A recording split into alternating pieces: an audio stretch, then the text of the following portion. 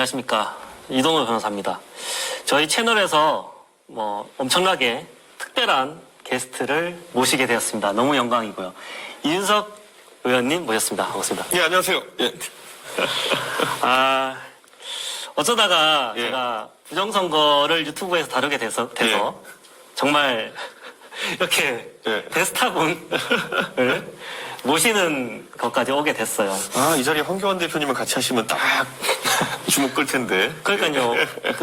오늘 할 내용은 부정선거 음모론에 대한 전체 쟁점들을 다 짚어보고 싶습니다. 다만 옹호론자 입장에서 제기하는 네. 쟁점들이 무제한이에요. 지금 몇 시간째 했냐? 몇 시간째 했잖아요. 지난부터. 예. 제가 그렇죠. 정리하면서 보니까 하면서 늘어나요. 하면서 네. 늘어나기 때문에 네. 다 할 수가 없는 실정이에요. 저도 정리한다고 충분히 많이 했는데요. 예. 그래서 제일 많이 제기하시는 음모론 의문들 그런 것들 위주로 쭉 하면서 또 별개 가지들 쟁점들을 좀 해보겠습니다. 그래서 부정선거 또 이렇게 옹호하시는 분들이라면은 오늘 한번 쫙 풀 버전을 한번 보셔도 괜찮을 것 같다. 그러니까요. 예, 왜냐면 본인들이 하는 주장이 사실 그냥 어떤 구체적인 내용인지 잘 모르시는 분들도 있으세요. 네. 근데 설명해 보도록 하겠습니다. 네, 그러니까 저한테 이제 댓글도 많이 달리는데 자꾸 어디 가서 뭘 보라고 해요. 네.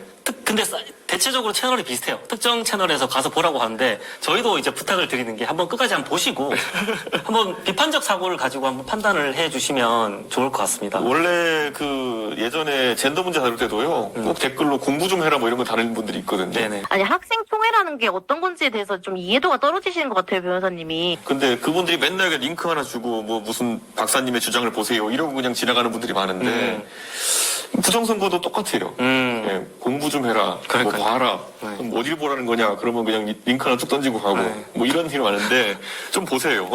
안 보신 분들이면.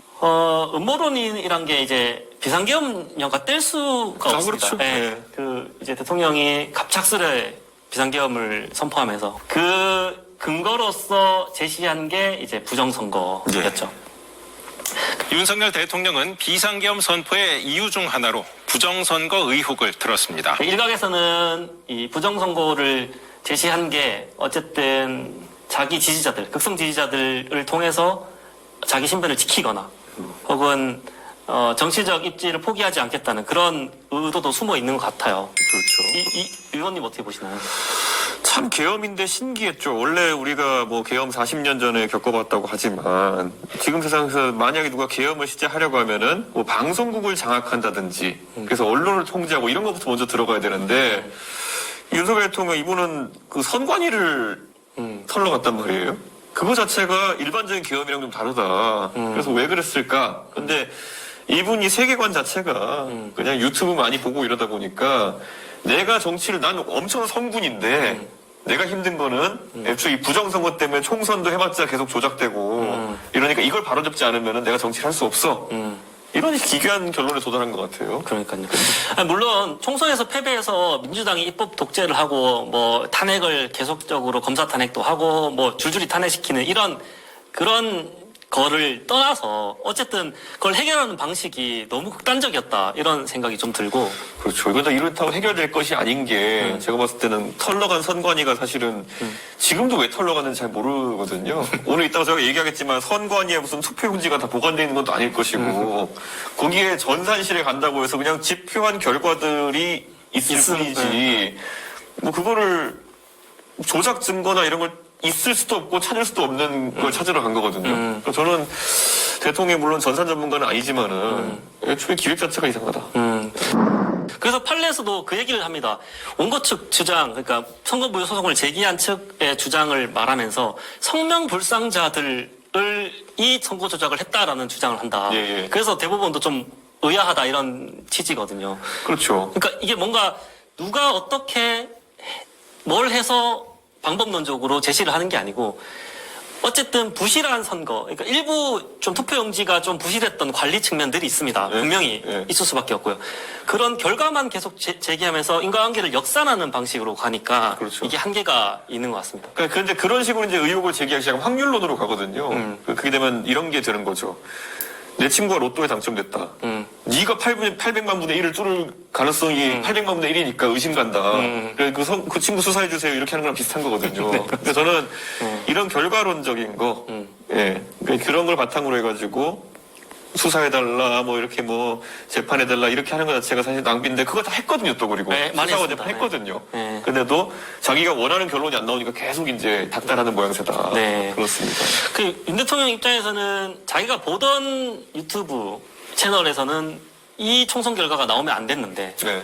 그 반대 결과가 나오니 이게 민심이 아닌 것 같다. 그러면 결론은 뭐냐? 역산해보면 선거가 주역됐다. 이렇게 결론을 가는 것 같습니다. 우리가 트럼프를 봐도 선거 부정 얘기를 할 때 전략적으로 움직임이 있을 수도 있거든요. 내가 부정선거를 주장함으로써 우리 지지층을 뭐 결집시키고 이렇게 가는 효과가 있을 수는 있고. 근데 트럼프는 주장을 했지만 믿지는 않았던 것 같아요. 왜냐면 대통령 되고 나가지고 실제 이제 권력이 생겼을 때 뭘 하겠다는 움직임이 없거든요, 지금. 네. 아직 취임은 안 했지만 취임한다 해도 갑자기 트럼프가 미국의 선거관리 시스템을 들어없겠다 이런 거를 제1번 과제로 하지 않을 것 같거든요. 그런데 윤석열 대통령은 주장하고 믿었던 것 같아요. 그게 문제입니다. 그러니까요. 그래서 저희가 이제 오늘 대체적으로 보면 오늘 부정선거 업무론의 배경, 그러니까 지금 대통령 그리고 황교안 대표가 최근에 이제 부정선거 대토론회를 열었죠. 그리고 음모론부터 그리고 비상계엄령 그리고 3장이 이제 핵심일 텐데요. 저희가 많이 나오는 부정선거 음모론의 주장들을 하나하나 살펴볼 것입니다. 결론부터 말하면 그러니까 부실한 선거가 발견이 돼요. 그 이유는 3천만 표를 그렇죠.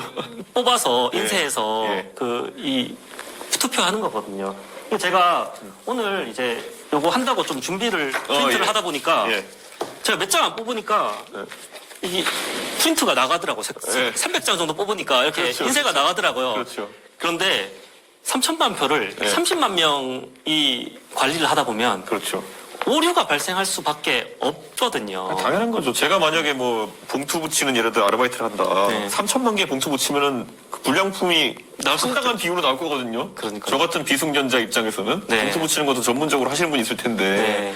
근데 이게 선관위의 선거 업무를 담당하는 사람들 중에서 상당수는 또 선관위 직원이지만은 개표나 이럴 때 보면 또 공무원들이 투입되고 이러잖아요. 네. 근데 그 사람들 입장에서는 뭐 몇 년에 한 번 정도 하는 일일 텐데 네. 거기서 무슨 뭐가 어쨌니 이걸 따지는 게 네. 저는 사실 뭐 따질 수는 있겠지만은 네네. 그걸 증거로 삼아서 총체적 부실이다 이러는 건 좀 어폐가 있다고 봅니다. 그러니까 부정선거를 그러면 한 장만 나와도 부정선거냐? 네. 이게 왜냐면요 이런 식으로 만약 발리 하나 찾아가지고 실수를 찾으면 선거가 무효다 이럴 것 같으면요 솔직히 말하면 어떤 선거든 무효로 만들고 적정하면 할 수 있습니다. 예를 들어 국민의힘을 지지하는 투개표 사무원이 있겠죠 어딘가에. 네. 그럼 그 사람이 가가지고 투표 용지에다가 확 이렇게 뭐 잉크를 그어버려요. 네. 그다음에 그게 그러면 나중에 까봤더니 이런 게 나왔다. 네. 다 무효하자. 이러면 사실 선거를 진행할 수 없이 도돌이표가 되는 거거든요. 그렇죠. 그러니까 저는 이거를 논리적인 오류를 빨리 사람들이 인식해야 되는데 네. 저는 그게 안타깝습니다. 그 최근에 이제 황교안 대표가 부정선거 토론회를 했어요. 근데 제가 보기 느꼈던 점은 저는 물론 일정에서 못 가긴 했는데 일단 토론회라고 하는데 시작 전에 그 한쪽 토론자의 그 입장을 정리한 네. 영상이 상영이 되고 있어요. 이게 발표회 같다고 느꼈는데 혹시 보셨나요? 저도 당연히 그 초기에 그만 보고 안 봤죠. 근데 황교안 총리는 사실 저는 개인적으로도 아는 분이지만은 네. 제가 요청해서 몇 군데 방송사에서 이준석 대 황교안 토론 한번 해보자를 제안을 지금 들어간 걸로 알고 있어요. 황교안 총리님께 그 같이 무제한 토론을 하는 시간을 좀 만들어달라고 제안했는데 PD들은 너무 좋다고. 네. 제가 그래서 새벽 3시에 편성해도 좋으니까 네. 내가 무제한 토론할 테니까 꼭 황교안 총리 섭외해달라 그러는데 네. 제가 아는 바로는 지금까지 네. 저와의 토론을 다 거절하신 걸로 알고 그렇습니까? 있습니다. 그런데 다 어렵다고 이제 얘기를 하시는 것 같은데 사실 이준석하고 토론해가지고 멋지게 이준석의 오류를 증명해 보이면은 부정선거를 옹호하시는 분들이 좋아할 일 아닙니까? 그렇죠. 네, 근데 황교안 총리님은 제가 대전료나 이런 거 하나도 없이 언제든지 모시고 싶은데 좀 회피하시는 것 같아서 안타깝습니다. 그러면 이 의원님도 황교안 측 전 총리 측에서 하면 바로 할 당연하죠. 의사가 근데 있고. 뭐 황교안 총리랑 해야 의미 있는 거지. 네. 거기 또 왜냐면 제가 부정선거 토론을 예전에 해봤는데 네, 알고 있습니다. 맞습니다. 뭐 솔직히 말하면 네. 좀 당황스럽습니다. 그 고양이 말씀하시는 거죠? 고양이 풀어놓자 뭐 이런 것도 해가지고. 네. 강아지나 고양이 같은 것을 그 CCTV 관내 보관하는 곳 안에 보관이라도 좀 임시로 머물게라도 했으면 좋겠습니다. 그래서 이 부정선거 의혹이라는 게 지금 황교안 총리님이나 부정선거를 옹호하시는 분들이 그 목적이라는 게 있는 것 같아요. 제가 보기에는. 그게 극단적 지지를 할수록 네. 이 폐쇄된 알고리즘에서는 수익이 되고요. 네, 도움이 되죠. 네, 조회수가 많이 나오고요. 네. 그런 거랑 연관이 있지 않나 싶어요. 그러니까 저는 이런 거예요. 그러니까 우리가 다이어트 얘기하면서 다이어트 저도 뭐 할 때 있지만은 식단 조절하고 운동해서 살 빼는 거는 생각보다 의지의 문제가 있고 어렵기 때문에 신비의 명약이 나오면 해봐야지 이런 건데 부정선거 얘기하시는 분들도 한탕주의, 한방주의에 많이 빠지신 거예요. 그러니까 이 보수 정당이 체질 개선을 하고 새로운 정책을 만들어가지고 국민들의 지지를 확보하겠다. 그래서 선거 이기겠다. 이런 생각을 하는 건 너무 어렵고 그러니까 부정으로 쟤네가 이긴 거다. 그러니까 한 방에 뒤집어야 된다. 이런 생각을 하니까 자꾸 이제 이런 무리수를 두는 건데 글쎄요, 저는 영원히 규명 안 될 거다. 예. 이제 오른쪽에 계신 분들이 가끔가다 뭐 세월호나 여러 사회적 참사에서 유가족들이 의문점이 안 풀리는 것들 계속 이 진실을 인양하라 하시는 거에 대해 가지고 언제까지 할 거냐 이렇게 얘기하는 사실 그거야 유가족들의 아픈 마음이 있기 때문에 계속 지속되는 것들을 국민들이 양해하지만 이 지금 우리가 부정선거 얘기하는 거는 4.15라고 하는 게 사실 5년 전 아닙니까 지금. 예. 5년 전에 있었던 건데 아직까지 증거는커녕 논리적 구조도 못 만들었다라는 거면은 이거는 영원히 규명되기 어렵거든요. 그러니까요, 5년이 지났으면 사실상 이게 주로 주장하는 게 사전투표 함에 대규모 투표용지를 뭐 신권형 다발을 넣었다 이런 게 메인인데 그러면 한 명은 나갔을 것 같거든요. 누가 했냐고 없으니까 안 나오죠. 네, 그런 걸 하려면 네. 누구냐, 예를 들어 이도로가 했다 그러면 네. 가서 이제 잡아가지고 이제 네. 동선 파악하고 이게 네. 속된 말로 족치면은 사람에 대한 수사가 되는 건데 미상, 네. 신원불상자, 성병불상자. 성병불상자가 어떻게도 빠져 있어. 어떻게 넣었는지도 없어요. 그러니까 언제도 없고. 그러니까 이게 육하원칙에 아무것도 없는 상황 속에서 결과가 이상하다. 이거 하나만 갖고 가는 거거든요. 이거 옛날에 김어준 씨가 맨날 그 할 때 냄새가 난다. 냄새가 나니까 뭐 이상하다. 이렇게 계속 분위기 피우던 거랑 다를 게 없거든요. 지금. 그래서 저는 그 김어준 씨랑 닮아가고 있는 그런 상황이다. 그러니까 되게 사실은 보수 진영 쪽에서는 이게 사실 방해라고 할까요? 나중에 가면 이게 또 이 발목 잡는 게 될 수가 있을 것 같아요. 아니 예전에 실제 윤석열 대통령 대선 때 제가 막 거기서 그 부정선거 옹호하는 사람들한테 얘기했어요. 이 사전투표 이래가지고 적게 해가지고 지면은 당신들이 책임질 거냐. 그랬더니 그건 또 벌벌 떨더니만 사전투표 독려운동을 하더라고요. 갑자기요? 네. 저희가 뭐 더 안전하게 감시하겠습니다. 바뀐 건 없는데 그런 식으로 주장하면서 사전투표 독려운동 하더라고요. 제가 그 회의 자리에서 이렇게 얘기했어요. 아니 사전투표라는 건 투표 기회가 2번 생기는 거나 마찬가지, 3번 생기는 거나 마찬가지다, 3일 동안에. 그러니까 사전투표에 갈 수 있는 사람은 다 투표해야지 투표가 극대화되는 거지. 예를 들어서 사전투표가 조작되니까 본투표라 운동한다. 근데 본투표 날 예를 들어서 폭우가 온다. 그리고 투표를 떨어지면 손에 보는 거다, 내 뜻으로. 네. 그러면 선거 지는 거다. 그랬더니만은, 아, 그런가? 그러면서 또 사전투표 독려운동 하더라고요. 그러니까 이 사람들도 지금 그러니까 아닌 거 알고 있는 거예요. 그래요? 그래서 저는 이렇게 생각하는 게 어떤 생각이 드냐면 지금 어차피 탄핵이 이제 될 가능성이 네. 있잖아요. 예. 뭐 높다고 보시는 분들도 많은데 그러면 보수 진영이랑에서는 다음을 준비해야 되거든요. 예. 근데 다음 준비에 긍정적이지 않을 것 같아요. 전혀 긍정적이지 않을 것 같고 그렇죠. 오히려 나중에 여기에 매몰되면 가야 될 길에 많은 방해가 될 것 같아요. 그렇죠. 그러니까 정치 세력이 지지자들이 있고 그 지지자들이 선거에 투입할 수 있는 돈, 후원 이런 것들을 유한하거든요. 네.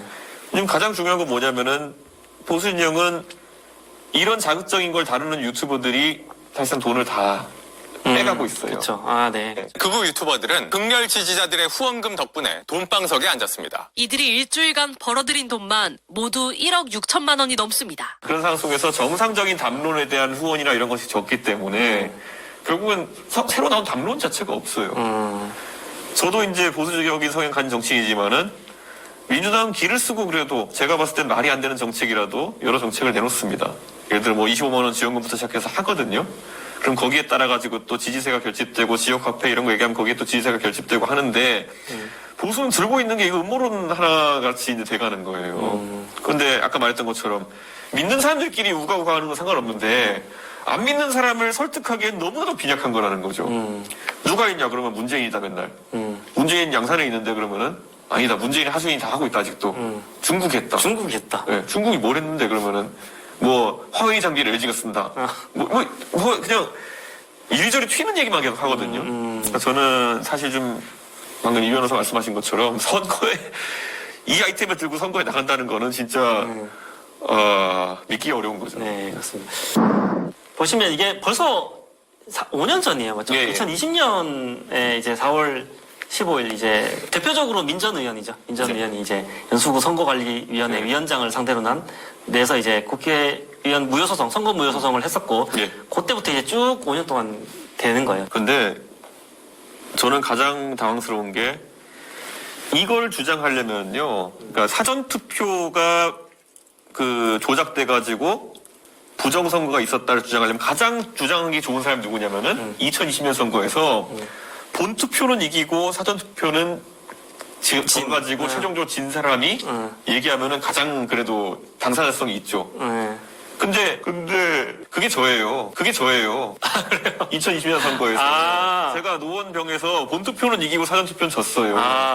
그러니까 제가 떠들면은 그래도 제가 당사자성을 가지고 제가 이야기해볼 수 있고 저도 그래서 들여다봤죠. 근데 말도 안 되는 소리가 저는 보고 하루 이틀 만에 이 주장을 다 기각해버렸거든요.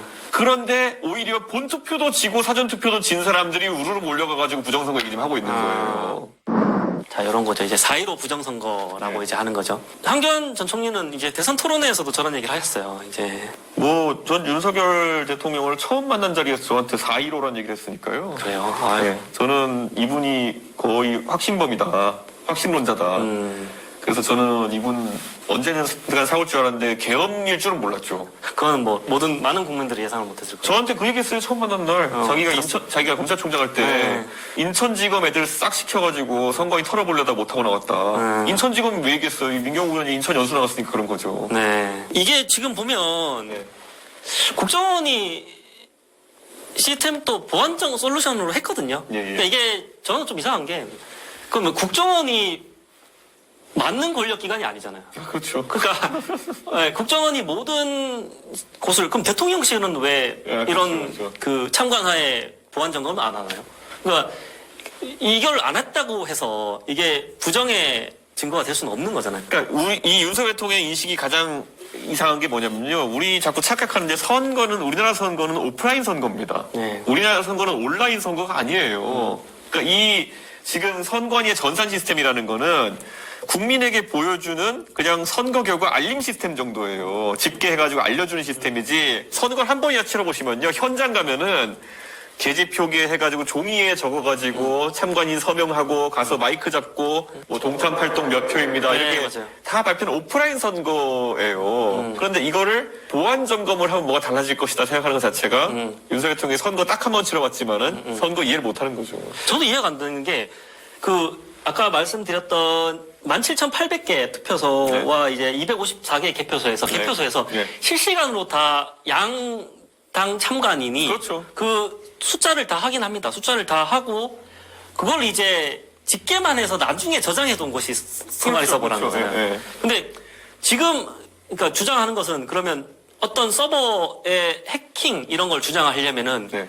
선관위가 아니고 투개표소 뭐 시스템을 그렇죠. 그 당시에 그러니까 그렇죠. 선거 당시에 개표소에 뭐 해킹을 하든가 이런 게 돼야 되는데 요거는 그냥 다 끝나고 적어 놓은 것이잖아요. 그러니까요. 이게 우리가 그 학생의 시험지가 있고 성적표가 있을 텐데 예를 들어 성적 통지표가 나중에 나오면은 그걸 우리가 옛날에 보면 뭐 6자를 9자로 바꾸고 이렇게 막 긁어가지고 장난치는 애가 있겠지만은 그렇다고 해가지고 내 성적이 바뀌는 건 아니거든요. 네. 성적표 엄마한테 보여줄 때 조금 바뀌는 거지. 네. 근데 그거는 조작이고. 네. 근데 실제 표는 지금 다 오프라인에서 집계되는 거고 참관인이 있는 건데. 네. 예. 내가 통지표 긁어가지고 엄마한테 보여준다 해가지고 선생님이 알고 있는 성적이 바뀌겠습니까? 네, 그렇죠. 그걸 지금 착각을 자꾸 하고 있는 거예요. 근데 대통령이 수사를 했던 분이면은 이런 논리적인 구조 정도는 파악해야 되는데 저는 이거 완전히 생사를 잡는 거를 평생 해오신 게 아닌가 걱정됩니다, 진짜. 이거잖아요. 지금 선관위는 헌법기관이라 해서 완강히 거부하겠습니다 하는데 혐의점이 있어가지고 영장을 가지고 와가지고 실제 법원이 인정한 네. 그걸 가지고 들여다보면은 선관위가 어떻게 안 열어주겠습니까? 네, 맞습니다. 거기가 뭐 경호처가 있는 것도 아니고. 네.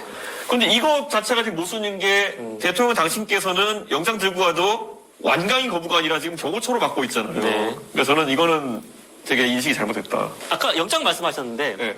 뭐 그런 얘기가 있어요. 한간에는. 그러니까 주정하시는 분들 중에서는 대법관이 네. 선거관리위원장을 하기 때문에 네.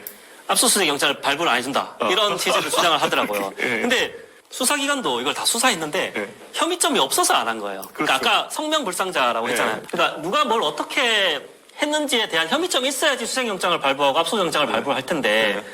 그걸 검찰에서도 이제 혐의점이 없어서 안 한 거를 완강히 거부하고 있고 안 했고 그러면 검찰은 좌파다. 뭐 이렇게 이제 논리 구조가 가버리게 되는 거잖아요. 저는 안타까운 게 이게 수사를 개시한다는 게 어떤 의미냐. 제가 예를 들어서 오늘 갑자기 경찰에 가가지고 아니 우리 집에 금덩어리가 있었는데 사라졌어요 이렇게 주장하면은 수사가 되느냐. 뭐 물어보겠죠. 어디에 있었습니까? 근데 제가 그거에 대해서 조금이라도 입증을 해야 되는 거죠. 우리 집에 실제 금덩어리가 있었다. 없어졌다. 언제인 것 같다. 이렇게 돼야 되는 건데 하나도 없어요 지금 여기 내용이. 그러니까 이거를 지금 뭐 그렇다고 제가 어디 가가지고 경찰이 낼 거 신고한 거 수사를 안 해준다 이렇게 떠들고 다니면 저건 미친 사람 되는 거지. 이게 참 특이합니다 지금 이게. 네, 맞습니다. 계속 하시면 이제 보면 현재 망국적 국정마비 사항을 사회 교란으로 인한 행정 사법 국가 기능 붕괴 상태에 판단하여 계엄령 발동하되 네. 반국가적 폐악. 물론 사실 민주당이 그동안 이제 입법 독재 뭐 이렇게 네. 한 거는 대통령님 입장에서는 좀 정치적으로는 힘들었을 것 같아요. 네. 근데 그걸 이제 너무나 극단적인 상황을 통해서 이렇게 해결하려고 하니까 이 문제가 된 것 같습니다. 그 보통 우리가 입법 독재 뭐 이런 거, 표 대결, 거부권 이런 거 얘기할 때 많이 나오는 게 특검에 관한 줄다리기 뭐 이런 거였을 텐데요. 저는 그거는 그럴만하다고 국민들이 여길걸요, 지금 특검에 관해서 줄다리기 한 거는. 근데 이제 민주당이 예를 들어 입법으로 뭐 25만 원 통과시키려고 한다든지 이런 건 대통령이 또 거부권 쓰면은 거부권 쓸만했네라고 할걸요. 근데 그런 것들 다 뛰어넘어가지고 계엄령을 이렇게 발동해버리면은 저는 좀 난감하다는 생각이 듭니다, 이거. 여기 보시면 그리고 분명히 말씀드리지만 국회 관계자의 국회 출입을 막지 않도록 하였고 예. 그래서 국회의원과 엄청나게 많은 인파가 국회 마당과 본관, 본회의장으로 들어갔고 겸 해제 안건 심의도 진행된 것입니다. 당사자로서 제가 거기에 12시 50분에 도착했는데요. 1시 1분인가 3분인가 그때 표결이 됐거든요. 계엄 해제 표결이. 제가 한 10분 정도 못 들어가게 막혀 있었고 그 다음에 제가 그 뒤로도 한 50분 동안 못 들어가게 막혀 있었어요. 그래서 제가 1시 50분쯤에 본회의장에 들어갑니다. 그래서 유명한 짤 여기 있잖아요. 네, 그렇죠. 네, 유명한 짤이 있는데 비상계엄 불법 계엄인데 뭔 소리 하는 거야? 얘 공무원 아니야? 국회의원이 국회에 못 들어가니 말이 돼? 그래서 이제 1시간 가까이 저는 밖에 있었던 거예요. 못 들어가고. 그런데 저렇게 말하면 뻔뻔한 거죠. 그때 좀 많이 놀라셨겠네요. 아니 저는 우선 처음에 계엄 떠가지고 좀 반응이 뭐였냐면 전 지인들과 있었는데 북한이 왜 쳐들어왔지? 북한이 왜 쳐들어왔지? 이런 생각을 했어요. 북한이 쳐들어왔 그 계엄했다니까 당연히 상식적인 선에서는 야 이거 북한이 내려왔나 보다 그렇게 생각이었는데 진짜 그래서 빨리 그 집에 들려서 짐 챙겨가지고 국회로 가야겠다 하고 전 최대한 빨리 온 거거든요. 그런데 이게 대통령이 일으켰다는 걸 듣고 저는 더 황당했죠. 그러니까요. 담화문에서도 도대체 2시간짜리 내라는 것이 있습니까? 질서 유지를 위해 소수의 병력을 잠시 투입한 것. 저는 이분이 이제 그 질서 유지를 위해서 만약 병력을 투입하려고 했으면요. 저는 특정한 기관, 국회와 선관위 이렇게 둘러싸고 할 게 아니라 저는 지역 방어를 했을 거라는 생각이 들거든요. 원래 그랬어야 된다. 예를 들어 선관위가 있는 곳이 과천 정부청사니까 네. 과천 정부청사를 뭐 이렇게 질서 유지하려고 했다. 아니면은 여의도에 주요 기관이 많으니까 여의도로 넘어오는 다리들을 뭐 이렇게 뭐 경비하려고 했다. 이런 건 되는데 계엄법의 입법부는 원래 통제 못하게 되어 빠져 있는 있습니다. 건데. 네. 예. 근데 그거를 했다? 필요한 경우가 아니면 대통령도 의원의 국회 출입을 금지하는 권한이 없다라고 합니다. 그리고 선관위는 뜬금포라는 거죠. 이 상황에서. 그러니까 되게 거짓말이다 이렇게 생각합니다. 네. 왜 이제 부정선거가 나오게 됐는지 예. 어쨌든 윤석열 대통령의 계엄 그리고 담화문과 관련이 있으니까 여기까지 예. 살펴봤고요. 여기 선관위의 예. 병력들이 들이닥치는 모습이 있는 거죠. 저는 그 선관위에 들이닥친 거는 네. 뭐가 있어서라기보다는 저기를 장악해놓고 뭔가 만들 수도 있었다는 생각을 합니다. 아, 가가지고 거기에 뭐 무슨 우리가 봤더니 이런 조작의 흔적이 있었다를 조작할 수도 있었다. 아, 예. 그게 논리적으로 말은 안 된 얘기지만은 지금 논리적인 게 어디 있습니까? 그 말을 하면 또 믿을 사람들이 많잖아요. 그렇죠. 예. 지난번에 그 국정원 보안 점검이라는 것 보면은 그 뭐 비밀번호가 뭐였다 이런 거 막 하는데 사실 그 내용이 선거 부정과는 크게 관계가 없는 것인데도 뭔가 있었다. 네. 예. 이거 하나만을 원하는 사람들이 수두룩하거든요. 네. 예. 그러니까 그런 상황일 거라 봅니다. 뭘 하나 던져주면 그걸 옹호해 줄 사람들이 많기 때문에 뭐라도 만들어주면 되는 거고. 예전에 이제 이게 음모론이 초기에는 지금만큼 진화하기 전에는 제가 가장 기겁했던 게 여기 이제 우리가 국회에서 녹화하고 있는데 국회 대회의장에서 그 부정선 공하신 분이 무슨 대토론회 같은 거 그때도 열었어요. 아, 그래요? 근데 그때 보면 주장 중에 뭐 부정선거인 이유 1, 2, 3, 4, 5, 6, 7, 8, 90 이렇게 하는데 18, 19가 무슨 뭐 윈도우 10을 쓴다 이런 거였어요. 예. 윈도우 10을 쓴다랑 뭐 와이파이 기능이 노트북에 있다. 예요. 근데 거기에 막 어르신들이 야 드디어 증거를 찾았다. 윈도우 10을 쓴다. 그걸 막 인터넷 전파하고 윈도우 10을 썼단다. 부정선거다. 그땐 그러던 시절도 있었거든요. 그러니까 그 정도의 주장도 지금 받아들일 정도의 사람들이기 때문에 저는 뭐라도 만들어내려고 했을 것 같다. 선관위에서. 예전에 민전은 아까 이따가 또 잠시 나오겠지만 QR코드에 뭐 전과 병역 사항들이 다 들어가 있는 투표지다. 이렇게 주장을 했었잖아요. 네, 그렇죠. 그러니까 투표 시스템에 대해서 잘 모르고 알아보지 않으려고 하는 사람들은 쉽게 거기에 휘둘릴 수밖에 없는 구조인 것 같기도 해요. 그러니까 이런 거거든요. 옛날에 이제 제가 훨씬 한 10년 전쯤인가요? 전자여권이 처음 도입됐을 때 전자여권에 개인정보가 유출된다를 이제 주장하시던 분들 이 논거로 삼았던 게 뭐냐면요. 전자여권을 들고 가요. 기계에 찍었어요. 내 정보가 다 뜬다. 이건 정보 유출이다. 이렇게 얘기하는 거예요. 그래서 언뜻 들으면 맞는 얘기인데요. 전자여권은 대면 떠야 되는 게 맞아요. 네. 그러니까 전자여권이 칩에 있는 정보 안 뜨면 그게 여권으로서의 칩을 왜 달아놓은 거예요. 네. 그 이런 거잖아요. 근데 제가 그래서 그런데 그러면 종이 여권은 열면은 털리는데 그럼 그것도 보안 결함이 있는 겁니까? 근데 약간 그런 거거든요. 처음 들으면 맞는 얘기 같은 거 있잖아요. 맞아요. 전자여권을 갖다 대기만 해도 정보가 털린다.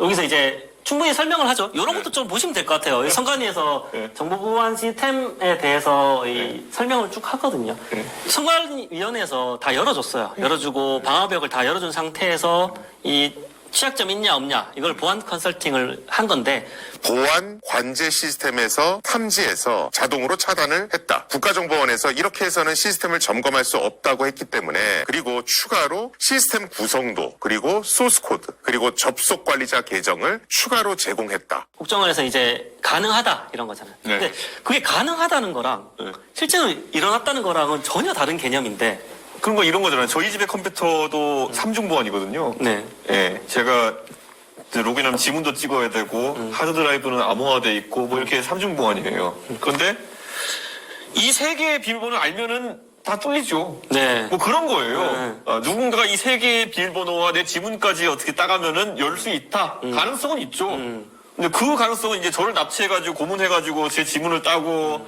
저를 때려가지고 입으로 비밀번호 불게 만들고 이게 다 조합돼야 되는 거거든요. 그러면 거의 불가능하다라 보는 게 맞는 거거든요. 근데 이 보안점검에서 하는 게 이거를 알면은 열린다 뭐 이런 거거든요, 지금. 그러니까 이게 뭐라고 해야 될지 모르겠는 거죠. 그래서 저희가 이 부분 꼭 좀 봐주셨으면 좋겠어요. 왜냐면 제가 놀랐던 게 제일 많이 얘기하는 건 형상 기억정의 하시잖아요. 신권다발처럼 안 접혔냐 투표지는 접어야 되는데 왜 안 접혔냐 이걸 하니까 아니, 관내 투표지는 회성용 봉투랑 같이 넣기 때문에 안 접힐 수 있다라고 했더니 관내 투표가 뭔가요? 이렇게 되더라고요. 사전 투표 관내 선거 있죠. 그거는 적을 필요가 없어요. 우편함에 넣기 때문에, 우편 봉투에 넣기 때문에. 관내 선거만 모아놓은 장면일 수도 있는 거잖아요. 관내 선거는 적을 필요가 없고 관내 선거만 모아놓은 장면일 수도 있다. 그건 제가 몰랐습니다. 그럴 가능성이 있는 거 몰랐네요. 그러니까 이게 참 선거를 이제 살면서 몇 번 해보겠어요. 네. 사실 한 3-4번 정도, 그리고 사전투표가 생긴 뒤에 이제 한 2-3번 정도 해보시면 많을 텐데, 3-4번 해보면 많을 텐데, 네. 관내 가면은 투표소에 왼쪽으로 서세요, 오른쪽에 서세요 하는데, 관내에 서세요, 관에 서세요 이렇게 얘기 안 하거든요, 보통. 네. 요즘 그렇게 하는 경우도 있지만은, 예를 들어 제가 동탄 9동 주민이면은, 네. 동탄 7동 투표소에 가면은 몇 동이세요 한다면 그럼 이쪽으로 와서 이렇게 물어보는 경우가 많아요. 네, 그러다 보니까 여기에서 내가 관내를 투표했는지 관내를 투표했는지 하시고도 구분 못 하시는 경우가 가끔 있어요. 아, 그렇죠. 근데 봉투에 넣으면 관내고 봉투에 안 넣으면 관내. 그렇죠. 네. 예. 그리고 내가 선거구를 벗어나야지 관외예요. 그렇죠. 예. 내가 동탄에서 예를 들어 동탄 4, 6, 7, 8, 9동이 저희 선거구거든요. 네. 동탄 5동은 정말 가깝지만은 관외가 될 수 있어요. 거기만 빠져 있으면은. 예, 근데 이런 거 하나하나가 정말 복잡하기 때문에 이해를 못 하신 경우가 있는데요. 방금 전에 이동열 말씀하신 것처럼 관외는 무조건 우편으로 쏩니다. 그렇죠. 예, 우편으로 쏩니다. 요렇게 됩니다. 관에는 회성용 봉투에 넣으면 우체국이 바로 보내요. 그래서 정당 추천위원이 입회하에 여기 이제 넣는 거거든요. 그렇죠. 그러니까 이 구조를 이해를 못하면 그 CCTV 있잖아요. 새벽에 찍혔다는 예. 그 고양이 그거 예. 넣는 게 부정투표 같아요. 되게 저도 몰랐거든요. 저걸 왜 넣어? 이렇게 하는데 요 구조를 좀 아셔야 돼요. 여러분이 만약에 투표를 했는데 관외다. 내가 그러니까 동탄에 사는데 서울에 여의도에 직장이 있어서 여의도동의 투표소에서 투표를 했다. 그러면 그거를 봉투에 우선 담습니다. 네. 그리고 봉투를 관외 투표에만 집어넣어요. 네. 그럼 그 투표함을 갖고 있다가 사전 투표가 이틀 하고 난 다음에 보내죠. 우체국에서 이제 동탄 지역 개표소로 보내는 겁니다. 그렇죠. 네. 그럼 동탄 지역 개표소가 받아가지고 선관위가 받아가지고 들고 있다가 투표 당일 본투표하는 당일날 같이 합쳐가지고 이제 개표를 하는 거거든요. 그렇죠. 그러니까 예를 들면 관내 투표함에 넣잖아요. 회성용 네, 봉투. 네. 그걸 뜯어서 각 자기 사는 곳으로 보냅니다. 그 우체국에서. 그렇죠. 우체국에서 쭉 보내면 이거를 저 투표함에 넣어야 돼요. 그렇죠. 저 투표함에 같이 합쳐야 돼요. 그렇죠. 근데 그 합치는 작업이 마치 봉인지를 뜯어서 예. 이 선거 예를 들면 민주당 예, 측 예. 표를 넣는 것처럼 보인다는 거죠. 그러니까 이게 되게 웃긴 게 뭐냐면 그때 초기에 이제 뭐 봉인이 뜯어졌다 뭐 이런 거 뭐 투표를 넣었다 이런 거 다 어디서 나왔냐면은 2020년 총선에서 송파구 투표소 이런 데서 나왔어요. 근데 그 송파구 투표소 당선자가 뭐 배현진, 김웅 이렇거든요. 그래가지고 결국은 그때 그럼 배현진, 김웅이 부정투표로 당선됐다는 거냐 뭐 이런 거였는데 그런 데서 막히고 이랬는데 사실 그 대부분의 자료는 그 지금 증거 자료는 오히려 참관인들이 각 당 추천인들이 가가지고 찍어온 것들이 증거가 많거든요. 그러니까 정파성을 가진 분들이 찍은 게 굉장히 많아요. 그걸 우리가 봐야 되는 거예요. 그 정당 추천 참관인들이거든요, 전부 네, 다. 맞습니다. 그럼 예를 들어 내가 국민의힘 참관인이 가가지고 만약 이분이 부정선거를 믿는 분이에요.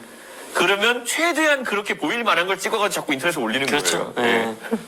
그러니까 그때 제가 토론했을 때는 우체국을 못 믿겠다도 정말 많아요. 그런데 뭐 그래서 제가 그러면 아니 제가 그때 뭐라고 했냐면 그러면 어디다 맡길까요? 로젠 택배에 맡길까요? 그랬는데 뭐 대안이 없어요. 그러니까 이게 뭐 로켓 배송을 바꿀까요? 뭐 이런 얘기도 해야 되나 이제 싶은데 그래서 이제 본격적으로 좀 많이 몇 개 쟁점은 봤지만 본격적으로 보겠습니다. 이렇게 이제 국회 기장을 했고요. 대체적으로 이 주장하는 부분이 뭐냐면 황교안 대표 전 총리의 이제 12월 19일 담화문인데요. 거기서는 이제 사전 총선 개표 현장에서 제가 직접 제 눈으로 똑똑히 보았던 한 신건다발 뭉치, 투표지 이런 것들 이제 뒤에 좀 할 건데요. 선관위는 투표용지로 형상이 복원되는 특수용지를 사용했다. 라고 하면 맞는 거 아닌가요? 그러니까 저는 그러니까 뒤에 근거가 나와 있잖아요. 그렇죠. 그렇죠. A의 근거가 B인데 B가 거짓이다. 아니 저는 근데 저 만약에 신권 다발뭉치 투표지를 보고 사전 총선이 뭔지 모르겠지만 총선 개표 현장을 보고 만약에 이런 일이 발생해서 진짜 그게 문제가 있는 상황이면요 개표 중지시킵니다.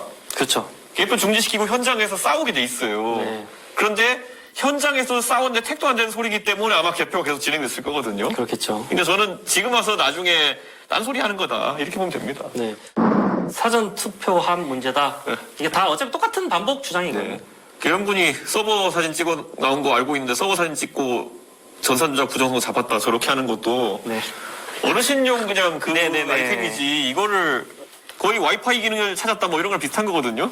그러니까 이런 거죠. 제가 이제 여기 제 태블릿 PC를 찍으면 네. 여기 있는 걸 해킹할 수 있다 이런 그러니까요. 그런 내용이잖아요. 그러니까 댓글들 쭉 보시면 네. 뭐 여러 가지가 있는데요. 그리고 저기 보시면 선관위 채용 비리 있잖아요. 물론 선관위가 채용 비리 된 건 잘못됐습니다. 잘못됐는데 뭐 그걸로 직접적 인과관계는 안 되는 거죠. 그러니까요. 저는 선관위는 이런 거 하는 조직은 언제나 욕을 먹습니다. 예를 들어서 뭐 우리가 공기관이라고 할 수 있는 공무소라고 할 수 있는 곳들은 대부분 어떤 특정 집단에 항상 공격받아요. 그래서 예를 들어 부정선거 하는 믿는 분들 이런 분들 입장에서 선관위가 당연히 주 공격 대상이 되는 거고 뭐 변호사니까 더 잘 아시겠지만은 감옥소에 가보면은 이유 없어서 온 사람 없거든요. 네. 근데 다 수사기관 욕할 거 아니에요. 네. 그러니까 그런 걸 바탕으로 해가지고 뭐 감옥에 가보니까 검찰 욕 많이 하더라. 검찰이 썩었다. 이거는 약간 애매한 주장이거든요. 그렇죠. 네. 근데 지금 이건 여기 부정선거를 좋아하시는 분들이 선관위 욕하는 거에 대해서는 글쎄요. 선관위가 뭐 대통령 체포영장 나오면서 선관위 영장 발부 절대 발부 안 해줌. 아니, 신청을 해야지 발부를 하는 건데. 그러니까 저는 여기서 네. 저기 보면 뭐가 이상하냐면, 그러니까 뭔가 증거가 있어서 검찰이 신청을 해야지 발부를 해주는 거잖아요. 네. 근데 마치 검찰이 다수의 압수수색 영장을 신청하고 선관위 위원들 체포하려고 체포영장 신청했는데, 네, 안 내준 것처럼. 안 내준 것처럼 이렇게 돼 있는 거란 말이에요. 그러니까요. 저는 예를 들어 이런 주장하시는 분들은 뭐 원님 재판 하자는 거거든요. 예. 그러니까 그래가지고 그냥 곤장을 치면은 불 때까지 곤장을 쳐라 뭐 이런 거 하고 싶어 하는 것 같거든요. 근데 그 기초 하다못해 곤장을 쳐도 그 그럴듯한 사람 잡아와야 치는 거지. 선관위 가서 누구 곤장을 칠 건지도 명확하지 않은 거예요, 지금. 그래서 이번에 수사 과정에서 뭐 이제 사령관이 그 노태악 야구 방망이로 노태악을 신문하겠다라는 게 노태악은 내가 처리할 것이라며 야구 방망이를 사무실에 갖다 놔라고 말했다는 진술도 나왔습니다. 그냥 이걸 때려서 자기가 듣고 싶은 거를 듣겠다라는 그런 그러니까 거거든요. 정확히 그 곤장 이론을 이제 들고 온 거예요, 이제 보면은. 그러니까 저렇게 되면 대한민국이 한 40년 후퇴하는 거거든요. 아유, 뭐 40년 정도가 아니라 이거는 100년. 조선시대로 가는 거죠. 네. 이게. 여기 이제 제가 판례 정리를 한번 해서 본 건데 선거부 요소성 이제 대표적으로 있는 게 2020 수상공 판결이고요.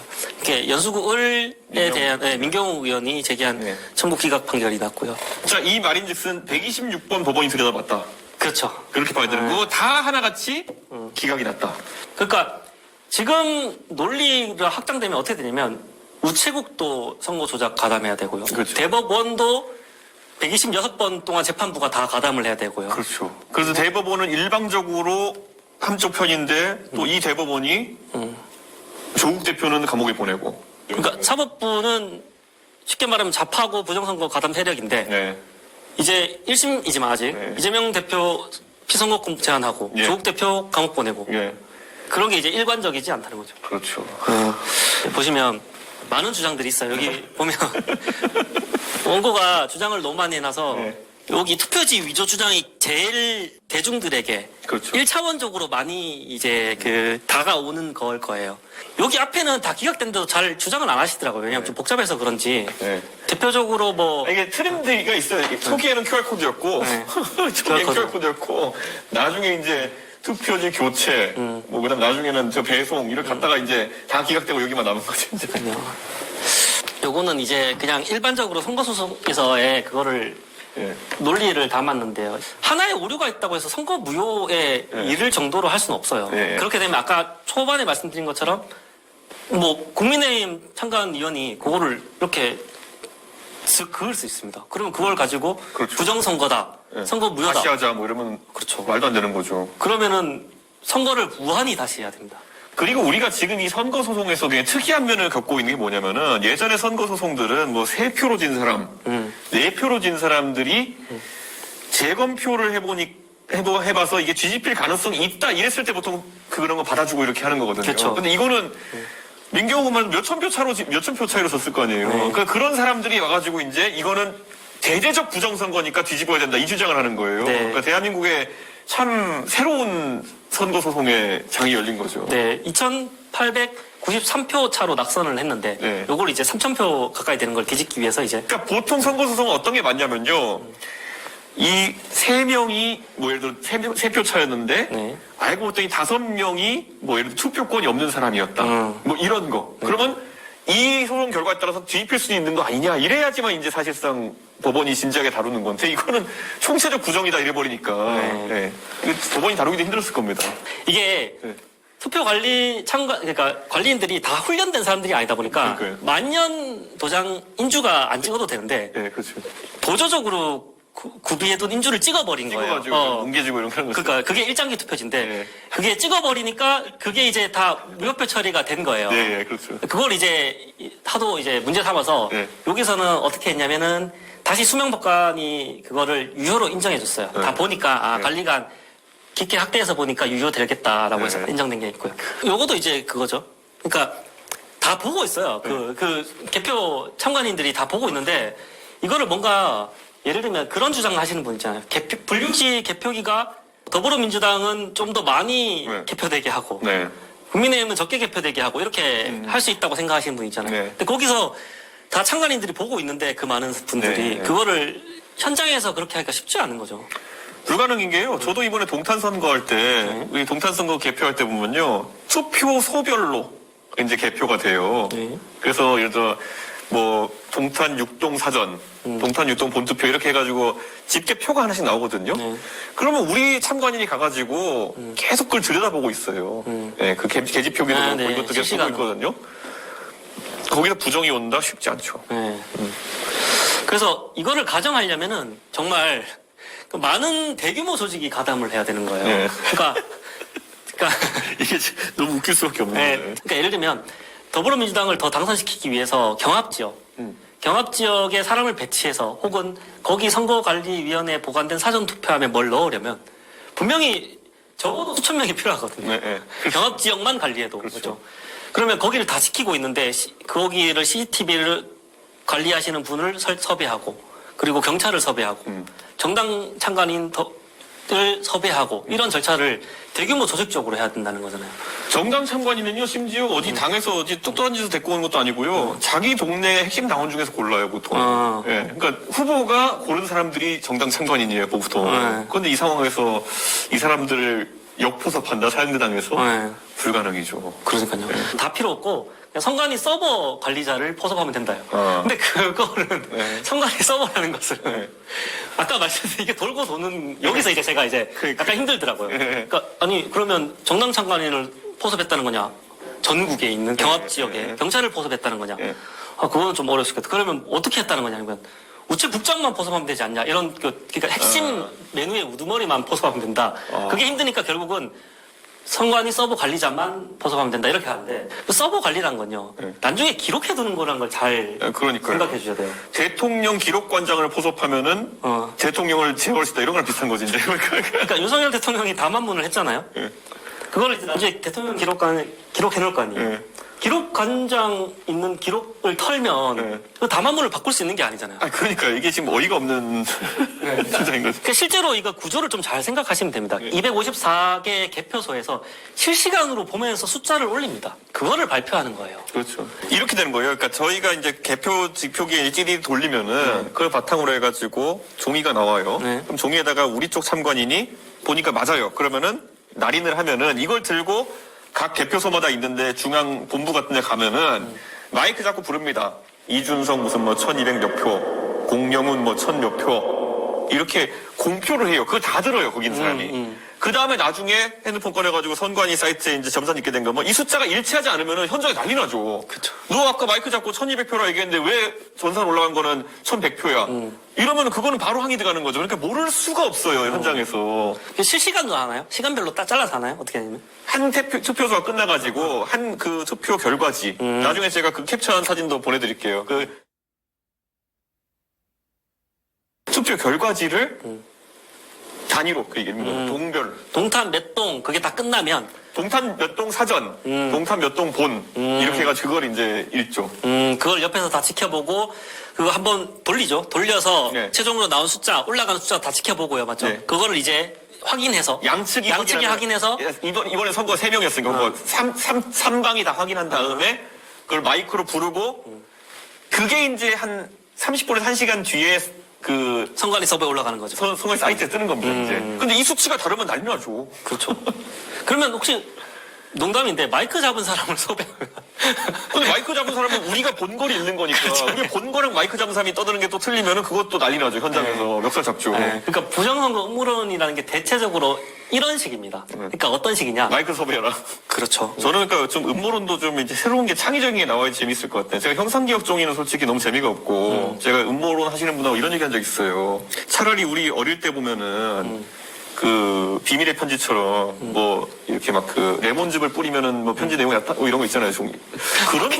그런 걸 차라리 해보는 게 어떠냐. 예. 그러니까 투표 용지를 차라리 좀 시간이 지나면 자연스럽게 2번이 떠오르는 시간이 지나면 자연스럽게 민주한표가 되는 그런 종이를 개발했다. 차라리 이런 걸 하는 게 어떠냐. 이 의원님이 그쪽 공론에 가면 상당히 잘하실 것 같아요. 그러니까 뭐 자외선을 한번 쓱 그어주면은 이렇게 뭐 민주당표로 바뀌는 이런 거. 왜냐면 솔직히 제가 그 책 읽을 때 그런 거 쓰거든요. 뭐냐면은 기화펜이라고 해가지고 그 날아가는. 쓰면은 사라지는 편은 있거든요. 네.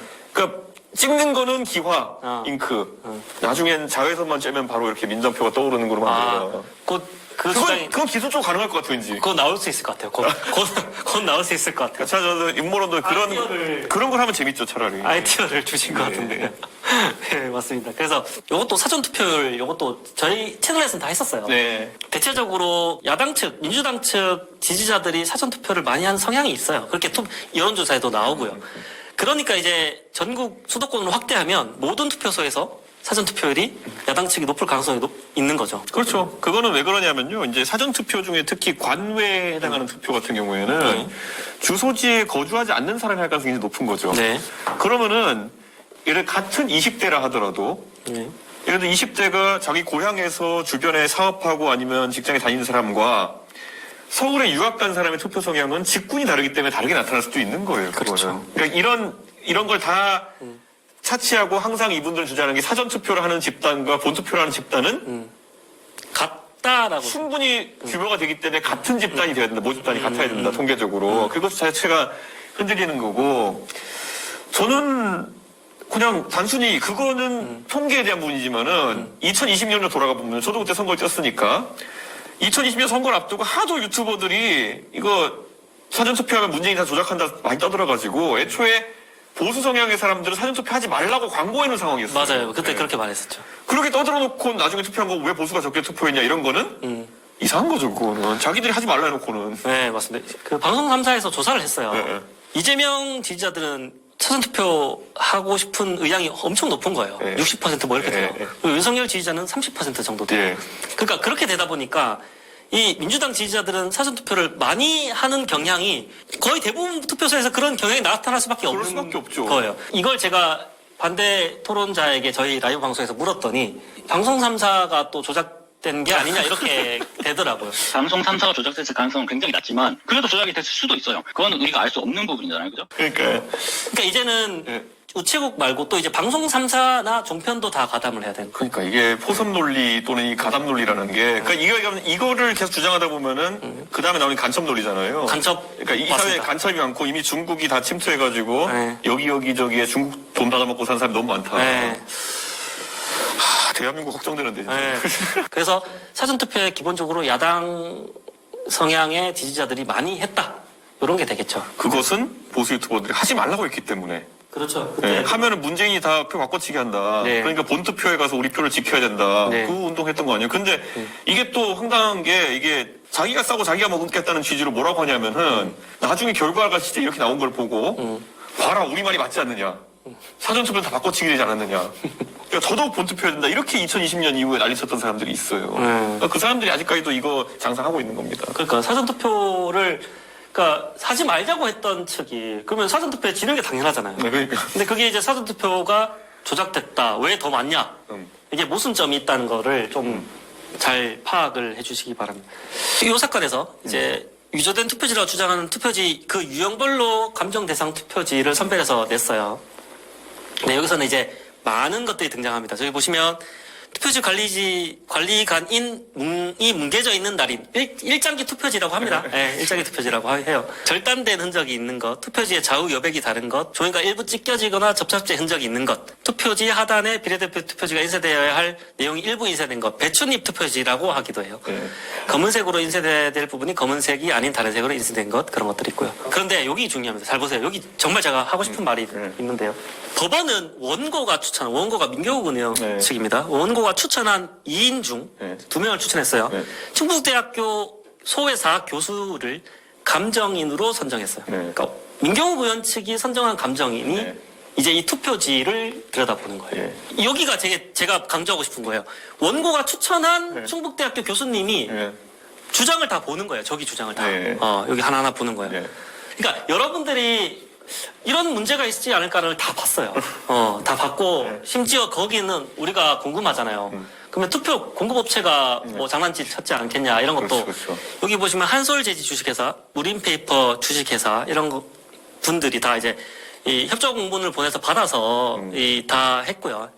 여기 내용은 이제 그 따졌던 게 뭐냐면 투표 용지가 이제 다른 거지 않냐. 이 검증으로 제한된 이제 투표용지 문제점 이런 것들을 이제 쭉 맞다. 그것도 이제 요 감정된 걸 받은 걸로 해도 감정하기에 충분하다 이런 내용들이 이제 들어가 있는 거고요. 여기 이제 감정인은 교수님이죠. 충북대학교 교수님이 이제 감정서를 제출을 해요. 요 감정서에 내용이 다 나와 있는 거거든요. 그리고 심지어 감정 결과의 불분명한 점을 보완하는 취지의 추가 보고도 제출하고요. 그 외에 3회 원고 신청, 1회 피고 신청에 따른 사실조회도 각각 회신해서 다 보완을 합니다. 그러니까 생각을 하는 지금 나오는 쟁점들을 투표 회사 그리고 이따 보면 앱손도 나오거든요. 앱손 회사.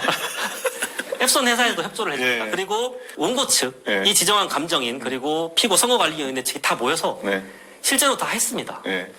다 했어요. 많은 시간을 걸쳐서. 소송도 하고 감정도 하고 다 했습니다, 지금. 자, 여기서 이제 나오는데요. 자, 우선 1번에 보면은 감정대상 투표지 중 사전투표지. 그러니까 사전투표지는 우리가 즉석에서 인쇄하는데 잉크젯 인쇄가 됐다. 네. 그러니까 우리가 뭐 모든 게 번짐 같은 게 발생할 수 있다는 거죠. 잉크젯 인쇄라는 거는. 그러니까 그걸 우선 인지하고 가면 되고. 심지어 뒤에도 나오지만 어떻게 되냐면 배춧잎 투표지거든요, 저게. 그거 겹쳐서 나올 수 있다라고 인정을 합니다. 이거는 우리가 잉크젯 프린터를 써본 분이면은 종이 걸림, 무슨 뭐 잉크 번짐 이런 게 잉크젯 프린터에서 자주 나오는 거 확인하신 분도 있을 겁니다. 요즘은 레이저 프린터가 많지만은. 네, 맞습니다. 2번은 이제 비교 대상 투표 용지의 범위 내이고라는 건 무슨 말이냐면 이제 법정에서 생성한, 그러니까 주장을 한 거예요. 법정에서 생성한 게 실제랑 다르지 않냐라고 했는데 범위 내에 있다. 감정인이 제출한 감정 결과에는 그 법정에서 시연을 위해서 뽑은 것도 그날 투표지랑 똑같다 이런 취지고요. 3번인데요. 만약에 이게 특수 재질 그건데요. 감정인이 제출한 겁니다. 접힌 흔적이 없다라고 된 투표지도 사실 접힌 걸로 보이는. 그러니까 우리가 신권다발 뭉치가 화질이 좋지 않잖아요. 그러니까 멀리서 보니까 그렇게 보이는 거예요.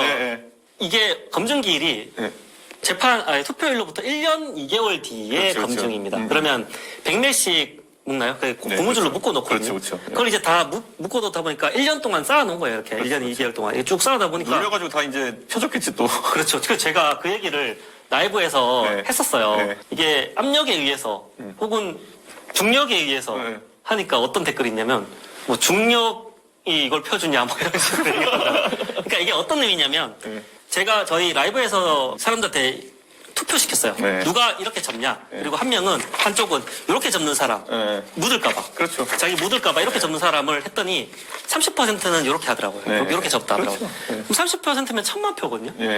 1000만 표 플러스 3천만 명이 투표를 하니까 그렇죠. 플러스 관외 투표지가 또 있는 거예요. 그건 안 적고 넣는 게 대부분이니까요. 그러면 요게 들어가서 이렇게 보세요. 요게 들어가서 요거를 요렇게 투표 분류기를 2번 거쳐요. 2번 거쳐서 이렇게 펴지겠죠. 분류기를 거치면. 그리고 이거를 요렇게 묶어요. 얘랑 묶어서 요거 전부도 고무줄이랑. 고무줄로 해서 묶어요. 그래서 이거를 1년 동안 요렇게 1년 2개월 동안 요렇게 놔두는 거예요. 그리고 멀리서 이걸 촬영하면 마치 신권 다발처럼 보이는 거죠. 그렇죠. 그래서 원고가 이거 안 접힌 거 아니냐라고 제출한 이거 안 접힌 것처럼 보이는 걸 제출했어요, 감정인한테. 현미경을 봤더니. 보니까 자세히 보니까 적혀 있는 거예요.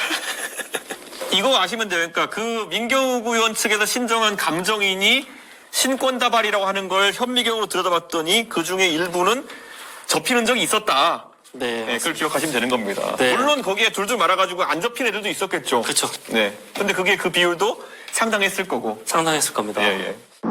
자, 그러면 모든 투표지가 다 펴져 있으면 문제겠죠. 네. 다만 여기서 주의할 것은 방금 같은 구조를 거친 투표지들이 발견될 수 있다라는 거죠. 그렇죠. 네.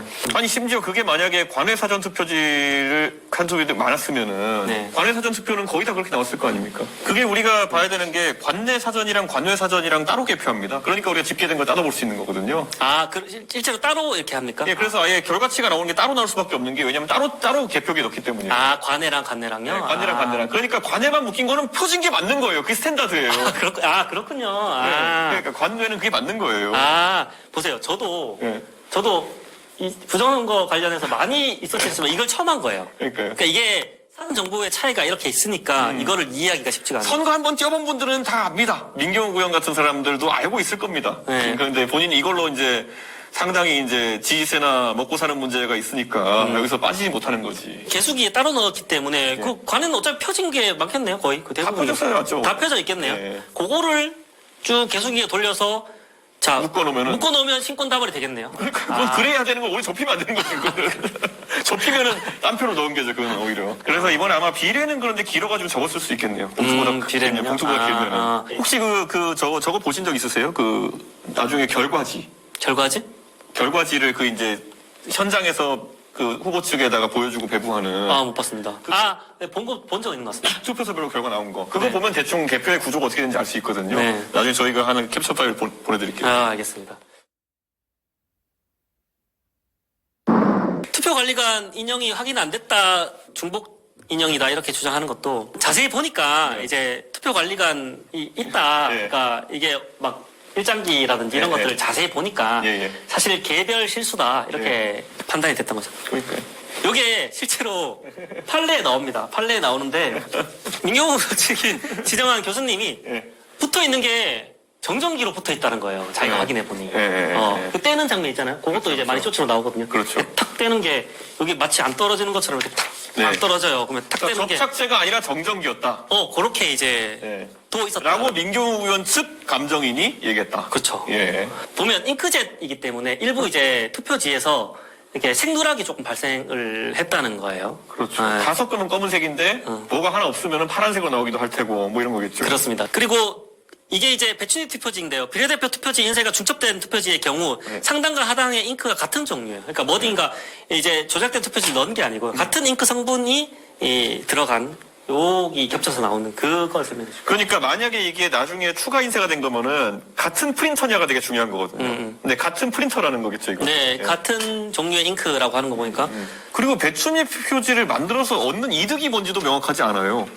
그러니까 예를 들어 조작을 하려고 그러면 좀 멀쩡한 표를 만들어 조작을 해야지.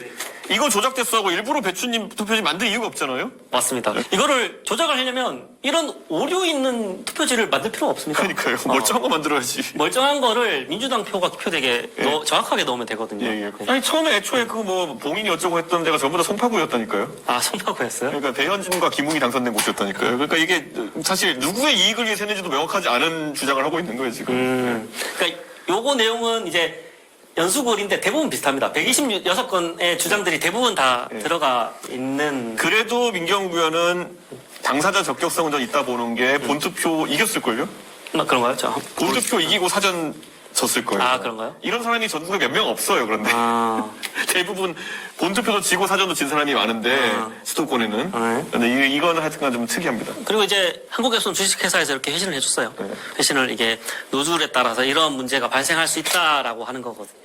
앱소는 일본 기업이, 모기업이 일본인데, 일본까지 포섭해야 되는 그런 상황이 오는 거죠. 그러니까 중국 기업이었으면 큰일 날 뻔했어요. 예, 일본 기업이 더불어민주당을 돕기 위해서. 네. 예. 보시면 투표지 용지 밝기 이게 정렬 안 된 거 있다. 잘린 거 있잖아요. 잘린 거 있다는 거예요. 그래서 여기 보시면 가이드의 위치 자체가 잘못 설정되어 있거나 공급 용지가 한쪽으로 치우쳐져 들어가는 경우 이제 잘리는 아니 이거는 그러니까 프린터 써본 사람들 많이 경험하는 거잖아요. 뭐 씹히고 물리고 이런 거 종이. 근데 이런 걸 지금 이거 3천만 장인데 그중에 뭐 사전투표만 1,000만 장 가까이 될 텐데 그거에서 씹히고 물린 종이가 없었으면 이상한 거지 프린터에서. 그렇죠. 그러니까 3천만 장을 인쇄하면 이런 게 나올 수 있거든요. 아니 본투표용지는 뺀다 하더라도. 네. 그러니까 사전투표용지 앱손 프린터를 뽑은 게 1,000만 장 가까이 되면은 내 잉크젯 사용 경험에 따르면 10,000장은 물려야 정상이거든요. 네. 최소. 네. 근데 그걸 이제 이렇게 얘기하면 참 네. 간단한 거죠. 요것도 이제 아까 그거죠. 투표용지 일부 겹칠 수 있다는 배치링 투표지에 대한 얘기. 그러니까 우리가 봐야 되는 게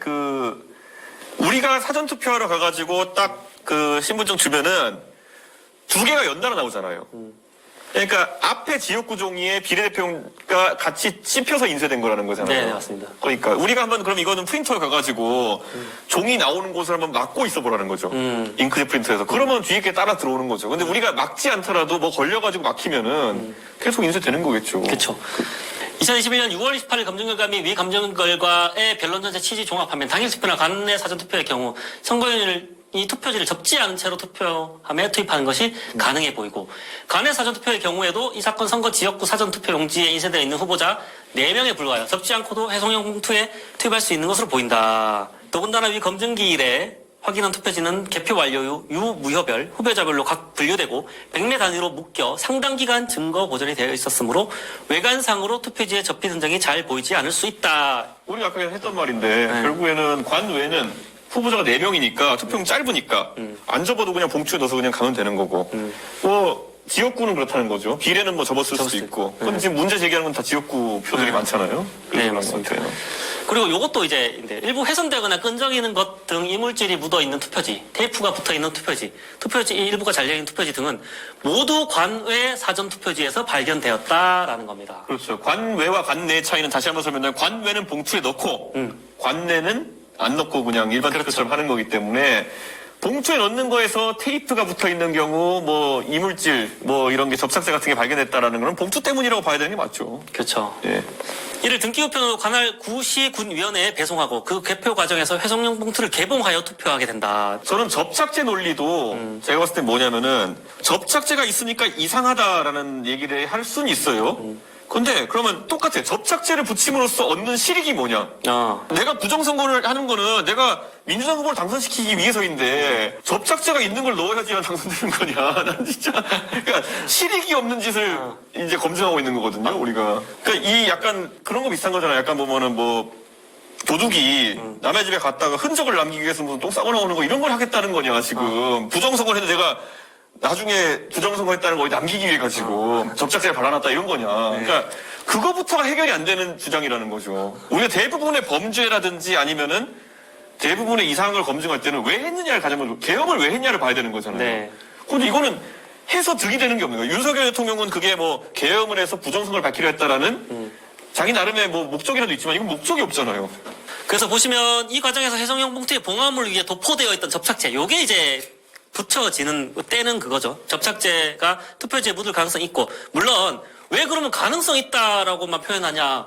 실제로 그거를 다 예를 들면 그 동영상에서 그 접착제가 묻었는지 안 묻었는지는 확인하기 어렵잖아요, 맞죠? 그렇죠. 정지 이렇게 해서 부정선거라고 주장한 측에서 찍은 동영상 그 시간으로 돌아가서 잠시만 이렇게 못하니까. 그렇죠, 그렇죠. 네. 네.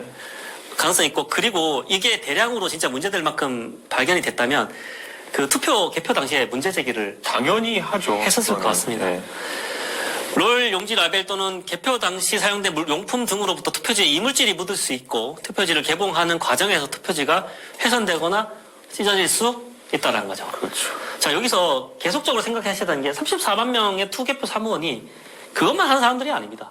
봉투 맨날 뜯어본 사람이 아니에요. 그러니까 그렇죠. 봉투를 뜯다가 이게 좀 잘못 이렇게 할 수도 있고 네. 이렇게 하다 보면 투표지가 찢어졌네? 네, 그렇죠. 그럼 이거 무효표로 할까요? 이렇게 되면 애매하니까 이제 그 유효표 처리하면서 이게 문제가. 그리고 봉투라는 게 사실 내부가 보이게 만들면 큰일 나잖아요. 선거 투표용지인데. 그쵸. 그러니까 굉장히 이게 안이 안 보이니까 뜯기 전에 표가 어디에 들어붙어 있는지 모르는 거예요. 네. 그러면 찢어질 수도 있는 문제 될 수 있는 거지 그게. 그렇죠. 네. 자, 인형이 뭉개진 투표지에 관하여 본다. 일장기. 네, 검증 절차에서 무효표로 판정된 투표지 중 원고록과 선별한 신매를 현미경으로 관찰했어요. 일장기 투표지. 근데 5매 정도는 쉽게 관찰이 된다는 거예요. 투표관리인 투표지가. 나머지는 좀 어려운 부분도 있는데 법원이 육안으로 확인하여 투표관리관의 확인이 어려울 정도에 이른다고 판정된 것은 총 294표 정도예요. 나머지는 다 실패를 할 수 있는 상태였다라는 거고, 무효표로 판정된, 그러니까 일장기 투표지가 계속 찍혀서 무효표로 판명된 투표지도 현미경으로 좀 보니까 다 찍혀 있다는 거예요. 그러니까 쉽게 말하면 투표 사무원이 이거를 만년도전 그냥 다 찍으면 되는데 네. 이렇게 찍은 거예요. 이렇게. 그러니까 뭐 그런 일 하시는 공무원인가 보지. 이게 익숙하신 분인가 보지. 그 오신 분이. 그러니까 12만 표 정도를 하다 보면 요 294표라는 게 큰 수치가 아니거든요. 그러니까 12만 표 중에 이렇게 하시는 분이 일부 있었다는 거예요. 그래서 여기 상당 부분 인용이 추가되는 건 확인이 됐고, 여기 나오죠. 투표 관리는 자체 잉크 주입되는 소위 만년도전 형태로 제작된 것이지만 이와 별도로 적색 스탬프도 비품으로 제공을 했어요. 그러니까 이제 잉크를 묻혀 날인한 게 12만 표에 가까운 것 중에 요 정도. 왜냐하면은 만년도장도 무한한 게 아니잖아요. 그쵸. 그러니까 찍다 보면은 잉크 바닥날 수 있으니까 옆에 바닥나면 이거 써라 했을 수 있는 거죠. 그거는. 왜 유효표로 했냐? 그러니까 이 선관 관리하는 입장에서도 이 최대한 유효표로 많이 해야 되잖아요. 그거죠. 예를 들어서 그 여기 96년도 판례인데 네. 선거 관리인이 예를 들어서 그 잉크 때문에 일장기 투표지 같은 걸 만들었든지 어떻게 하든지 간에 그거는 관리인 잘못이지 유권자 잘못이 아니잖아요. 네, 그런데 그것 때문에 무효표를 처리한다? 그거야말로 만약 이걸 무효표 처리하게 되면요, 진짜 선거 관리 그 하는 인원이 포섭되면은 언제든지 무효표로 만들 수 있어요. 결과 바꿀 수 있는 거예요. 왜냐? 예를 들어서 그 저희 동네다 보면 투표소별로 성향이 다르거든요. 네. 투표 경향이. 예를 들어서 동탄 4동과 동탄 9동의 성향은 좀 다른데 동탄 4동도 아파트별로 투표소마다 결과치가 다르게 나와요. 네. 그러면 예를 들어 보수 쪽 후보표가 많이 나오는 투표소에 있는 관리원이 만약에 이런 자그마한 실수 때문에 무효가 된다는 거 알면은 표를 다 엉터리 만들어버릴 수 있는 거죠. 그 동네 거를. 그렇죠. 그러면 전체 결과에 몇백 표씩 차이가 나게 만들 수 있는 거죠. 그러면 큰일 나는 거죠. 그렇죠.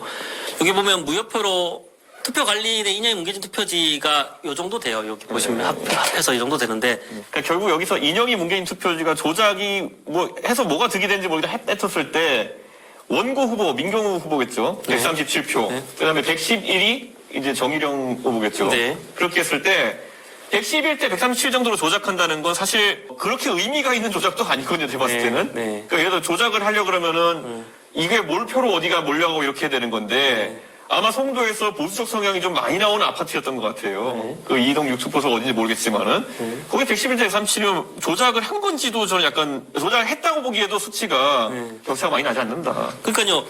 그 만약에 이거를 무효표로 하려면 보시면 인형이 뭉개진 투표지가 조작 투표지라고 하면 소의 1 후보가 더 많아야 됩니다. 그렇죠. 그러니까 이걸 조작 투표지로 사전 투표에 넣었는데 민경우 게 더 많아.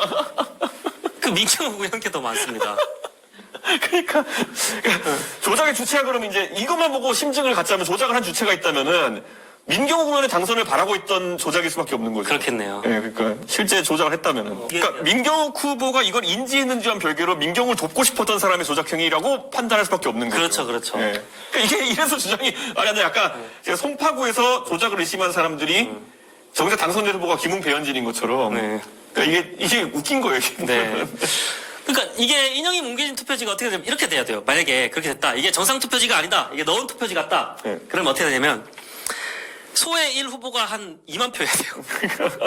2만 표 아니더라도 뭐 한 5천 표 정도는 돼야 돼요. 그렇죠. 그리고 원고 후보는 100표. 네. 이게 그럼 나 같아도 부정선거라고 하겠다, 나 같아도 그러면은. 근데 이건 지금 결과치를 보면은 민경우 후보를 위해 조작을 했다고 주장할 수밖에 없는 안타까운 상황이죠. 맞습니다. 분류기와 심사계수기를 썼냐? 이런 거를 제기를 했어요. 왜 투표를 수개표를 안 하고 분류기와 심사기를 썼냐? 이것도 주장이었던 건데. 근데 공직선거법에 다 절차 위임 규정이 있고 그렇죠. 사실 수검표로 다 하게 되면 그 제도를 아무것도 도입할 수 없어요. 그럼 만년도장을 왜 썼냐? 이렇게 또. 그러니까요. 그러면 선거인 명부는 왜 전자로 하냐? 이렇게 되는 거예요. 그렇죠, 그렇죠. 사실 부정선거 하시는 분들이 대한민국 투표의 취약점을 보려고 하면요. 가장 취약한 것 중에 하나, 뭐 예를 들어, 왜 주민등록증으로 사람을 판별하냐, 뭐 이런 거일 수 있어요. 오히려 사전투표는 지문도 찍잖아요. 네. 근데 저거 왜 주민등록증에 이런 걸 가져가가지고 사람 판별하냐, 이런 게 훨씬 더 위험하죠. 그러니까. 원고는 투표지 분류기에 통신 기능이 있거나 부정한 프로그램이 설치되어 있는지 등을 확인할 목적으로 투표지 분류기와 심사계수기 등에 대한 감정을 신청했어요. 이 법원은 등록된 감정인 중 해당 분야의 전문가 명단을 원고 피고에 교부한 후 그중 1인에 대하여 2020년 12월 8일 투표지 분류기 및 개수기 등에 대한 감정 촉탁 결정을 했습니다. 그래서 2020년 12월 14일 원피고 소송대리인 협의를 통해서 향후 감정대상으로 삼을 투표지 분류기를 선별하여 중선관위 건물 사무실에 보관했고 그리고 감정사항을 구체적으로 보완해서 투표지 분류기에 설치되어 있는 프로그램의 작동 원리 등을 감정하라는 취지의 촉탁을 하면서 원고의 예상 감정료 납부를 명하였으나 원고가 감정료를 납부하지 않음에 따라 감정 촉탁 결정은 취소됐습니다. 자, 이건 설명하면 이제 민경욱 의원 측에다가 그래, 그 만약에 선거 개지표기, 개수기가 문제가 있다고 생각하면은 전문가를 뽑아가지고 이 사람한테 감정을 맡길 테니 네. 대신 이거 비용은 네가 내라. 네, 맞습니다. 그랬더니만 비용을 안 내가 취소된 거다. 네, 그런 맞습니다. 상황이죠. 오히려 을제 19쯤 기재 2021년 6월 28일 감정 결과 및 주식회사 한톨 시스템에 대한 사실 조회 해신 결과에 따른 결과에 변론전제 취지 종합하면 이 사건 선거에 사용된 투표지 분류기는 LG전자에서 제작한 제어용 노트북 및 앱손에서 제작한 프린터가 장착되어 있고 이 노트북에는 무선 랜카드 등이 장착되어 있지 아니하며 프린터의 경우 무선 랜카드가 제거될 경우 프린터 작동 기능이 불가능한 탓에 펌웨어의 무선 랜 기능을 비활성화하여 납품했다라고 이제 회신을 보냈거든요. 한톨 시스템이. 그래서 이제 투표지 분류기에 무선 인터넷이 연결될 수 없는 외부 통신을 이용하여 투표지 분류기의 동작을 제어하는 것은 논리적으로 가능해 보이지 않는다. 이런 내용. 그러니까 이게 자꾸 뭐 해킹 이런 얘기하려면 개표 단계에서 하여튼간 해킹을 할 수가 없어요. 예, 중국이 해킹을 하려고 해도 전산상으로 이렇게 뭐 네트워크를 타고는 안 되고 모든 투표소를 실질적으로 점령해야 됩니다. 맞습니다. 모든 투표소를 인민해방군이 와서 점령하고 윤석열 통해 하려고 했던 것처럼 이렇게 계엄을 하든지 해가지고 점령한 상태에서 투표가 이루어져야지만이 조작이 가능하다. 설사 이거를 했다고 해보겠습니다. 제가 했다고 하면 중간에 또 정당 창간인이 그걸 개수해서 봅니다. 보죠. 네. 이게 1차에서 한번 돌리고요. 2차에서 수검표로 보죠. 수검표로 이제 정당 창간이 본 가운데서 이걸 세보고요. 마지막으로 또 한번 이제 넣어서 정당 후보별로 이렇게 하는 걸로 아는데 맞나요? 맞는데 이거 그렇게 그분한테 중요하지 않은 게 이은결 씨 못 봤냐 이럴 거예요. 밑장빼기. 네가 어떻게 다 확신하냐 뭐 이런 거 하기 때문에 뭐 그러니까 요 구조는 맞는 거죠. 첫 번째 분류기를 돌릴 때는요. 예. 누구한테 투표했는지 상관없이 쭉 돌리고요. 네. 그 개수된 후배별로 모인 거를 1응 수검표를 하죠. 이번에 바뀌어가지고 수검표 했을 겁니다. 수검표 인원 제가 알기로는 네. 그런데 수검표를 하고 그 다음에 다시 후보자별로 그걸 집어넣어서 네. 다시 한번 셉니다. 맞습니다. 네. 그러면 각 수검표 하는 인원 및 모든 개표소 그러니까 경합 지역이라 하더라도 그 중간에 있는 수검표 하는 인원 및 정당 참가 인원을 다 섭외를 해야지. 그렇죠. 그리고 그 개표기 이렇게 하면요. 예를 들어 좀 주요 후보 같은 경우에는 한 칸만 있는 게 아니에요. 여러 칸이에요. 여기 촥촥촥촥촥촥 하는 게. 그런데 그랬을 때 다 봅니다. 그거를. 들어가는 것 자체를. 아, 여기가 찍혔을 때 이걸로 보고서 올라가는 거를 탁탁탁 그게 보거든요. 그러니까 거기서 예를 들어 두 번째 칸에 찍힌 게 첫 번째 칸 간대로 갔다? 그런 거 웬만하면 다 잡힙니다. 그러니까 그런 일이 일어나지 않기 때문에 못 잡는 거고 거의 99.9% 정확도로 분류되니까. 그렇죠. 무효로 갈 때 정도만 이제 사람들이 관심을 갖죠. 그러니까. 왜냐면 자기 표가 무효로 가면 억울하니까 그걸 이제 무효 가면 그거 들고 이제 해가지고 야 이거는 유효해야 되지 않냐 이렇게. 그러니까 기계는 조금만 이제 예를 들어 그 손에 걸쳐도 야 이건 무효라 이렇게 내보내니까 근데 가가지고 현장에 있는 사람들끼리 이걸 놓고 야 이거 무효야 유효야 이거 해요. 그래서 거기서 이제 좀 분류되는 게 나중에 나오는 거고 다투죠 거기서 이제. 기계가 탁탁 넣는 거는 99.9% 무흠결에 표들만 가는 거예요. 그다음에 이제 일부 예를 들어 뭐 번졌거나 아니면 뭐 두 번 찍혔거나 이런 것들 아니면 선에 찍었거나 이런 것들은 조금이라도 의심 가면은 다 이제 사람이 감정하게 하는 거예요. 부정선거를 생각하시는 분들이 있다면요. 그러니까 혹시 앞으로 하실 의도가 있는 분이라면요. 종이 자체를 바꾸시는 것밖에 방법이 없습니다. 그러니까 이걸 뭐 전산을 어떻게 해가지고 하면 안 되고 혹시라도 기획하시는 분 있으면 제가 참고로 말씀드리는 건데 종이를 바꾸셔야 됩니다. 종이를 바꿔야 돼요. 침투하셔가지고 그거 외에 방법이 없습니다. 요 정도면 이제 3,000표로 지셨거든요. 근데 거기에서 이제 그러니까요. 아까 제가 말한 것처럼 한두 표 이런 거. 보통 선거 재판이라는 게요. 한 4표로 진 사람이 막 억울해가지고 다투고 이런 거거든요. 네, 근데 이거는 지금 그런 통상적인 한두 표 뒤집히는 거 외에는 별게 없었다는 거잖아요. 저런 거 외에는. 한편 원고는 피고 투표지의 진정성 확인을 위한 디지털 검증이 불가능하도록 사전투표용지 발급기 검민증을 받지 않았고 관내투표 CCTV 설치하지 않았으며 사전투표 CCTV 시민증을 가렸고. 그러니까 이제는 중요하지 않아서 법원이 뭉뚱그려합니다. 뭉뚱그려서 이제 뭐 검증 CCTV 가렸다, 백업 요소를 파기했다, 해체 이전했다, 포렌식 자료를 확보해 강변 신청했는데 거부당했다. 통합선거인명부 원본 검증 기회를 차단했다. 그러니까 4번 제출한 게 똑같은 건데 이제 그거가 이제 조작됐다고 주장을 하게 되는 거죠. 원본을 삭제한 게 이게 저장의 의무가 없어가지고 이미지 파일을 이제 4번을 넣은 거죠. 사후 검증이 불가능하게 된 소송을 방해했다라는 취지로 주장을 하지만 이것도 이제 다 기각을 하게 됩니다. 이제부터는 좀 뭉뚱그려서 기각을 해버려요. 이렇게. 여기서는 뭐 떼쓴다고 보는 거죠, 이제 사실은. 네, 여기서 이제 중앙선거관리위원회 정당과 학계 정보기술 관련 공공기관에서 추천한 10명의 전문가로 구성된 보안자문위원회의를 개최하여 투표지 분류기 운영 프로그램, 현상투표 시스템, 사전투표에 사용할 통합명부 시스템, 보안체계 등을 확인 검증한 사실이 인정된다. 이 10명을 다 섭외해야 되는 거죠, 부정선거. 그래서 이거를 보면 피고에게 피고가 선거관리위원회입니다. 투표자를 특정할 수 있게 개인정보를 제외한 통합선거인 명부를 제출할 걸 명하여 피고가 이를 제출하였고 원고에게 이 통합선거인 명부와 각 투표소에 사용한 선거인 명부를 열람할 수 있는 기회를 제공을 했습니다. 이렇게 되는 거예요. 그러니까 요약하자면 다 기회를 제공했다는 거죠. 통합선거인 명부도 보고 찾아봐라 이렇게 했는데 큰 문제가 발견되지 않았고 일부 있었다는 건 이 오류거나 그러니까 투표일과 검증기일의 주민등록번호 이게 좀 다를 수 있잖아요. 그런 수정 시스템 이거 완벽한 수정이 없었다 이런 내용으로. 옛날에 그 수기로 할 때는요, 여러분들이 뭐 보면 예전에는 주민등록번호가 한 번호에 사람이 한 2-3명이 있는 경우도 있었어요. 주민등록번호를 고유번호라고 우리가 생각하지만 최근엔 그렇죠. 전산적으로 발급되니까. 옛날에는 같은 번호에 2-3사람 붙어 있는 경우도 있었어요. 그런 거 다 이제 해가 가면서 그런 분들이 돌아가시고 하면서 이제 명부가 클린해지는 거지. 사실 예전 다 동사무소에 수기로 했던 건데 어떻게 그게 정확할 수가 있겠어요. 이제 판례는 끝났습니다. 판례 다 정리된 거라서 뒤에는 사진만 좀 보고 해서. 그러니까 이제 판례를 어차피 보고도 안 믿으실 분들은 어차피 대법원도 포섭되었다 이렇게 말씀하실 거기 때문에 더 드릴 말씀은 없지만은 판례를 보면은 여러분이 제기하는 쟁점을 거의 다 들여다봤다.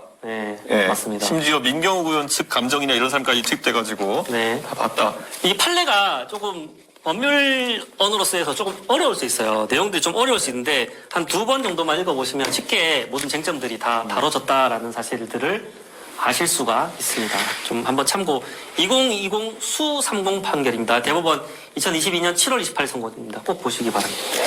보시면 선관위 보유하고 있는 서버 중 미사용 장비를 제외한 전체 서버의 접근 권한을 합동보안 컨설팅팀에 부여하였습니다. 또한 합동보안 컨설팅팀이 접근 대상으로 요청한 모의 PC를 전량 제공하였습니다. 그러면 이렇게 또 주장이 되거든요. 저게 거짓말이면 어떡하냐. 그러면 저게 거짓말이면 아까 논리랑 비슷합니다. 국정원에서 문제 삼았겠죠. 국정원도 포섭됐다. 그런 거지 또 이제. 그리고 제가 과방위 국회의원이기 때문에 맞습니다. 인터넷진흥원에 물어보면 알 수 있는데 아직까지 저희한테 제보 들은 건 없습니다. 네, 그렇죠. 여기 하킹수도에 얼마 전에 데이터 조작 가능한 방화병 사실은 무용지물이라는 주장에 합동보안 컨설팅 당시 중앙선관위는 국정원이 요청한 시스템 구성도, 정보자산 현황, 시스템 접속 관리자, 테스트 계정을 사전에 제공했어요. 그리고 침입 탐지 차단 등 자체 보안 시스템을 적용하지 않은 상태로 이제 한 거예요. 그러니까 이런 거잖아요. 시스템 구성도를 보여줬다는 거는 해킹 경로를 만약 하겠다면 이렇게 하면 된다를 보여준 거고, 그러면 정보자산 현황은 이러이러한 정보가 어디 배치돼 있다는지 다 보여준 거고요. 그 다음에 계정을 줬다는 건 들어올 수 있는 열쇠도 준 거고요. 그렇죠. 이걸 가지고 그런데 해킹을 했더니 해킹이 되더라 뭐 이런 거거든요.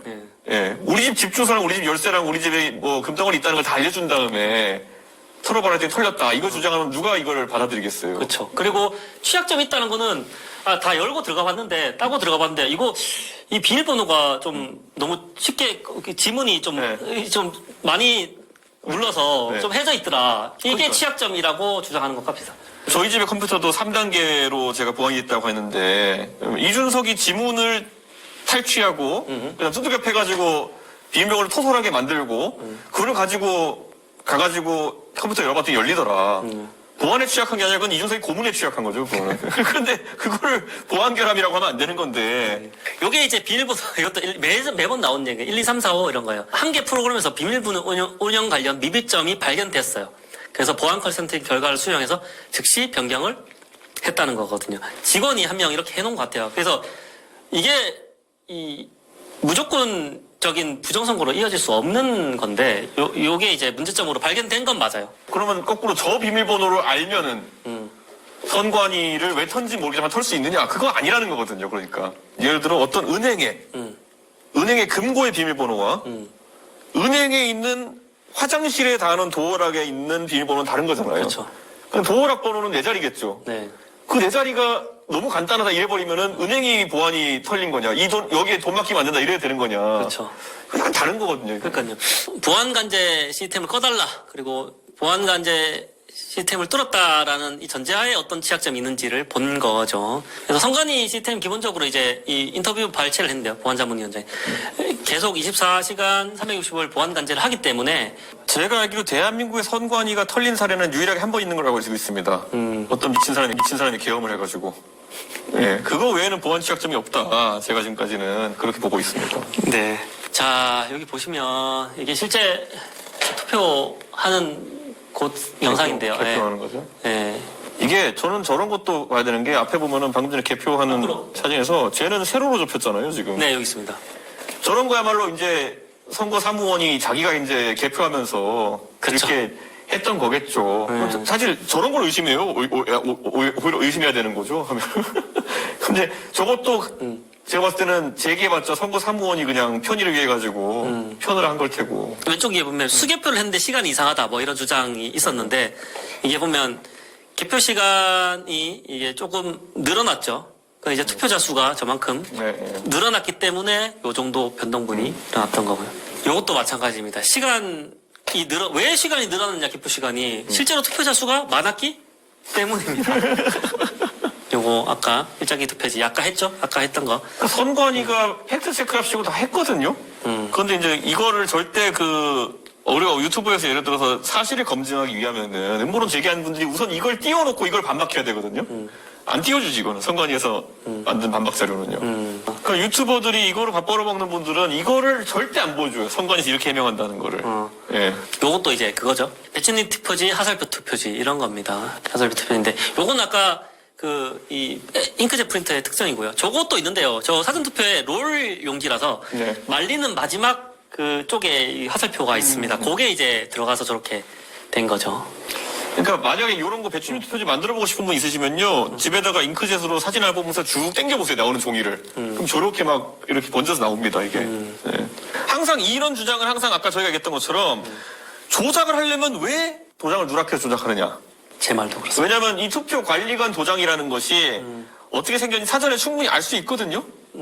예, 이게 무슨 비밀 도장을 무슨 한 것도 아니고 아까 보면은 연수구 도장 보면요 송도 일동 관리인 도장 이렇게 돼 있어요. 문산읍 도장 이게 무슨 흘림체로 한 것도 아니고 이게 그냥 고딕체로 돼 있거든요 도장이. 네네. 이거 충분히 인지할 수 있는 거거든요. 이거 그럼 사전에 이런 거 잘 만들어서 놓지 왜 엉터리 저런 누락된 거를 대량 만들어서 사전투표를 조작하느냐. 그러니까요. 그래서 이제 누락돼 있다 하더라도 누락돼 있는데 청인이 날인돼 있고 투표록에 도장 등 누락된 사유가 기재되어 있는 투표용지는 정규의 투표용지로 보고 있습니다. 이게 왜 그러니까 누락되는 게 무효표되면 왜 위험하냐면요. 예를 들어 우리가 지금 도회 지역 같은 경우는 모르지만은 예를 들어 아까 면 단위 지역이나 이런 데 가면은 투표소에 한 200명 투표하고 이런 데 있을 거예요. 근데 거기는 솔직히 투표 관리관이요. 동네 주민 성향까지 다 알 수 있어요. 야, 저희 김 씨는 평생 보수 쪽만 찍었던 사람이야. 저기 박 씨는 민주당 후보 좋아하던데? 그러면은 그래 김 씨네 가족이 오면은 도장 안 찍어줘야지. 그럼 나중에 김 씨네 가족표는 무효표가 되겠지. 이런 걸 할 수 있는 거거든요. 그러니까 오히려 그걸 무효표하는 게 굉장히 위험한 문제예요. 이게 제일 많은데요, 이게. 그러니까 그냥 1차원적으로 하면 여러분들 이렇게 할게요. 관외 사전투표지 중에를 다 모아놓은 거라 생각해 보십시오.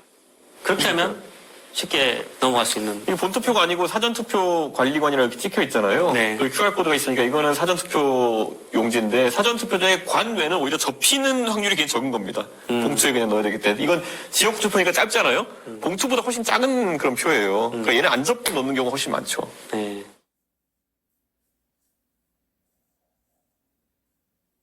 그렇죠. 길이가 짧은 지역구 선거 투표지에서 접지 않고 해석용 보트 넣는 관외 사전투표이다. 네, 예. 맞습니다. 그래서 개표 보관까지 그리고 사전투표는 며칠 보관하기 때문에 이제 완화될 수 있다라는 거죠. 그리고 여기다 대놓고 그러니까 선관위가 형상기억종이다라고 한 게 없어요. 그러니까 사실 이게 왜 빳빳하냐, 형상기억종이다, 이거 해명해봐라 이렇게 계속 얘기하시는데요.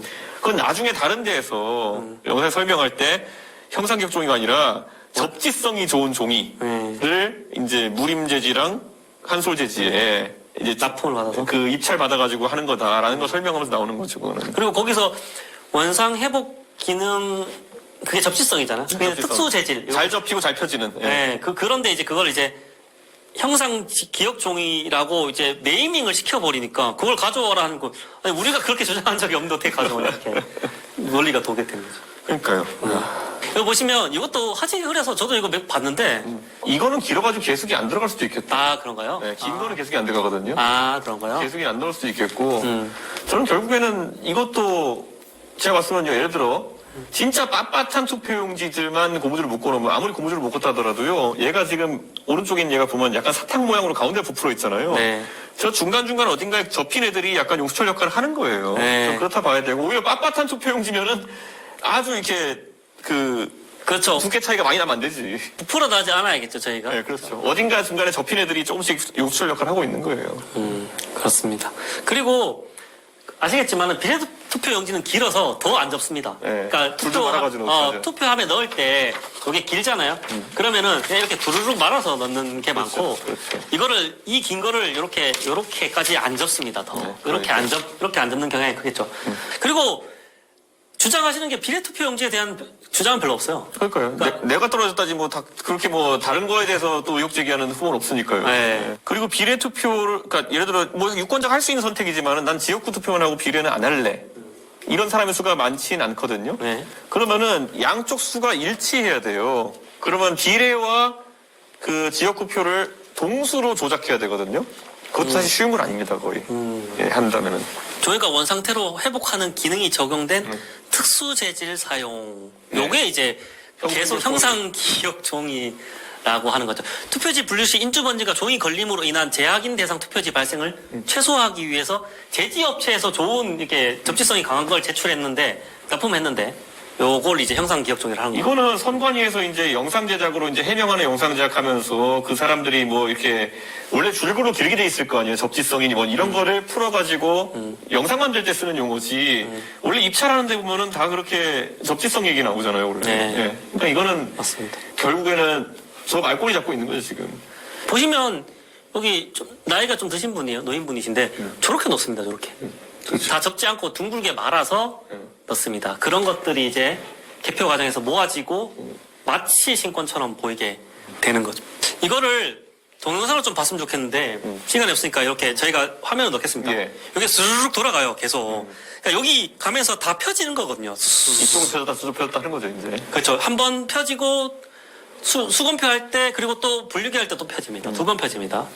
6번 얼마 전에 윤석 대표님 하시던데 추미애 네. 있는 그 하남시인가요? 네. 거기서 발견된 건데 결국에는 유권자 수보다 투표가 많았다. 네. 근데 그거는요 관내 사전 투표 특성을 보시면 돼요. 그리고 관내 사전 투표라는 것도 제가 아까 동탄 4, 6, 7, 8, 9동이 제 선거구로 얘기했잖아요. 근데 동탄 4동, 동탄 6동은 동탄역에 가까워요.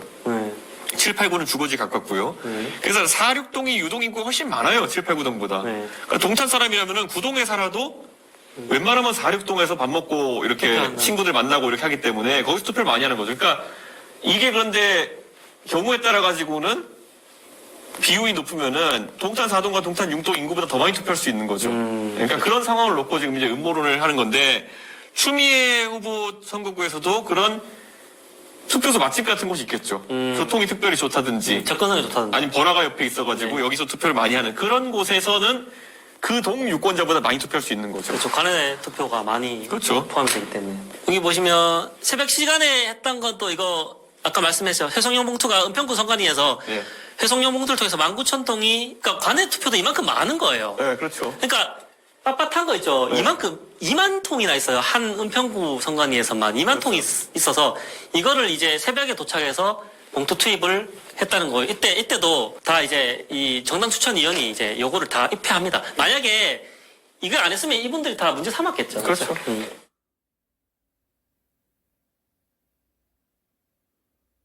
한국산 개표기 이거는 키르기스탄 부정선거 보도한 사람한테가 아닌 한국산 개표기 문제가 아니고 그냥 그 안에 다른 내부적 절차 때문에 문제가 됐었다 이런. 그러니까 이게 뭐 현대차를 가져가가지고 위에 미사일을 실어가지고 반군이 쓰면은 현대차 문제냐 뭐 이런 거거든요 사실. 그렇죠. 그래서 2022년 이후에는 선거장비 지원 사업을 전면 중단한 상태입니다. 그래서 거기에 부정선거가 이 한국산 투표기 문제는 아니고 다른 예를 들면 미리 이 참관위원들을 포섭한다거나 그런 과정들에 구체적으로 찾아보면 그렇습니다. 근데 막 나라를 다 나열하면서 여기 한국산 개표기가 수출됐으니 그게 이제 다 우리도 부정선거다 이 주장이. 그 제시되는 나라들이 애초에 민주주의 선진국이라 보기엔 약간 어려운 나라들이잖아요. 맞습니다. 여기도 뭐 콩고 이런.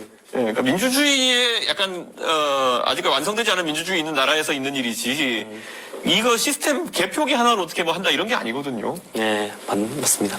사전투표함이 바꾸는 게 불가능하다 이런 거를 하는 거고요. 이렇게 참관인이 하고 24시간 모니터하고 CCTV를 하고 좀 더 투명하게 하면 좋겠어요. 저는 차라리 CCTV를 이제 유튜브상에 다 공개를 하는 네. 방법이 대안으로 될 수 있을 것 같습니다. 아니, 녹화만 하고 열람하고 싶은 사람 있으면 언제든 열람하게 해도 되죠. 그거는. 그것도 좋은 것 같습니다. 그 열람할 사람이 누가 있까 싶겠지만은 또 애국하시는 분들 할 수 있으니까. 예. 그러니까 개표 결과도 실시간으로 방송사를 통해서 현장 개표소를 다 방송을 하고 있어요. 예, 그래서 예. 개표 사항표 이런 것들을 참관인 통해 제공하고 있고 방송으로도 다 내보내고 있다라는 거고요. 선관위 전 내부 직원의 양심 선언 뭐 이렇게 해서 폭로라고 했는데 제가 들어가 보니까 그 정확한 주장 쟁점은 없어요. 좀 건강 상태가 안 좋으신 분인데 조금 명확한 어떤 주장을 한다기보다는 뭐 김무성이 이해창 때부터 부정선거가 있었다. 김무성이 어부바하면 떨어진다. 뭐 김을동이 어부바하면 떨어진다. 뭐 어떤 메시지가 있는 것은 아니고 그냥 두루뭉실하게. 그러면 김무성이 어부바 해가지고 일부러 떨어뜨렸다는 건가? 그것도 제가 파악해 보려고 노력했는데 네. 앞뒤 문맥을 정확히 파악할 수는 없었어요. 그러니까 저는 결국 이게 사실 그러니까 조작을 해서 누가 수혜를 본다는지도 명확하지 않은 주장이 계속 나오고 있기 때문에 네. 오히려 김무성은 지금 현 여당 측 인사인데 이 여당 측 인사가 조작을 했다라고 주장을 하는 건지. 그러니까 김무성이 어부바하는 사람의 신호로 중국이 개입해서 떨어뜨렸다 뭐 이런 건 될 수 있겠는데 그 뭐라고 했는지 모르겠지만 사실 김무성 대표가 저도 업었습니다 예전에 2016년에 네, 떨어졌죠. 그래서 요거는 투표 분류기에서 민주당 표만 계속 나오는 게 있어요. 근데 이거 보시면 그럴 수 있어요. 후배별로 분류를 하죠, 마지막에. 네. 후배별로 분류하는 걸 분류 심사기에서 돌리면 이런 장면이 노출될 수 있다. 저기 보면 여기 집계 결과 왼쪽에 여기가 이제 다 여기가 계속 이제 숫자가 올라가거든요. 네. 이거를 계속 그 개표할 때 참가인들이 찍어가지고 선거 증거를 남깁니다. 그렇기 때문에 갑자기 숫자가 튀고 이런 건 쉽지 않아요.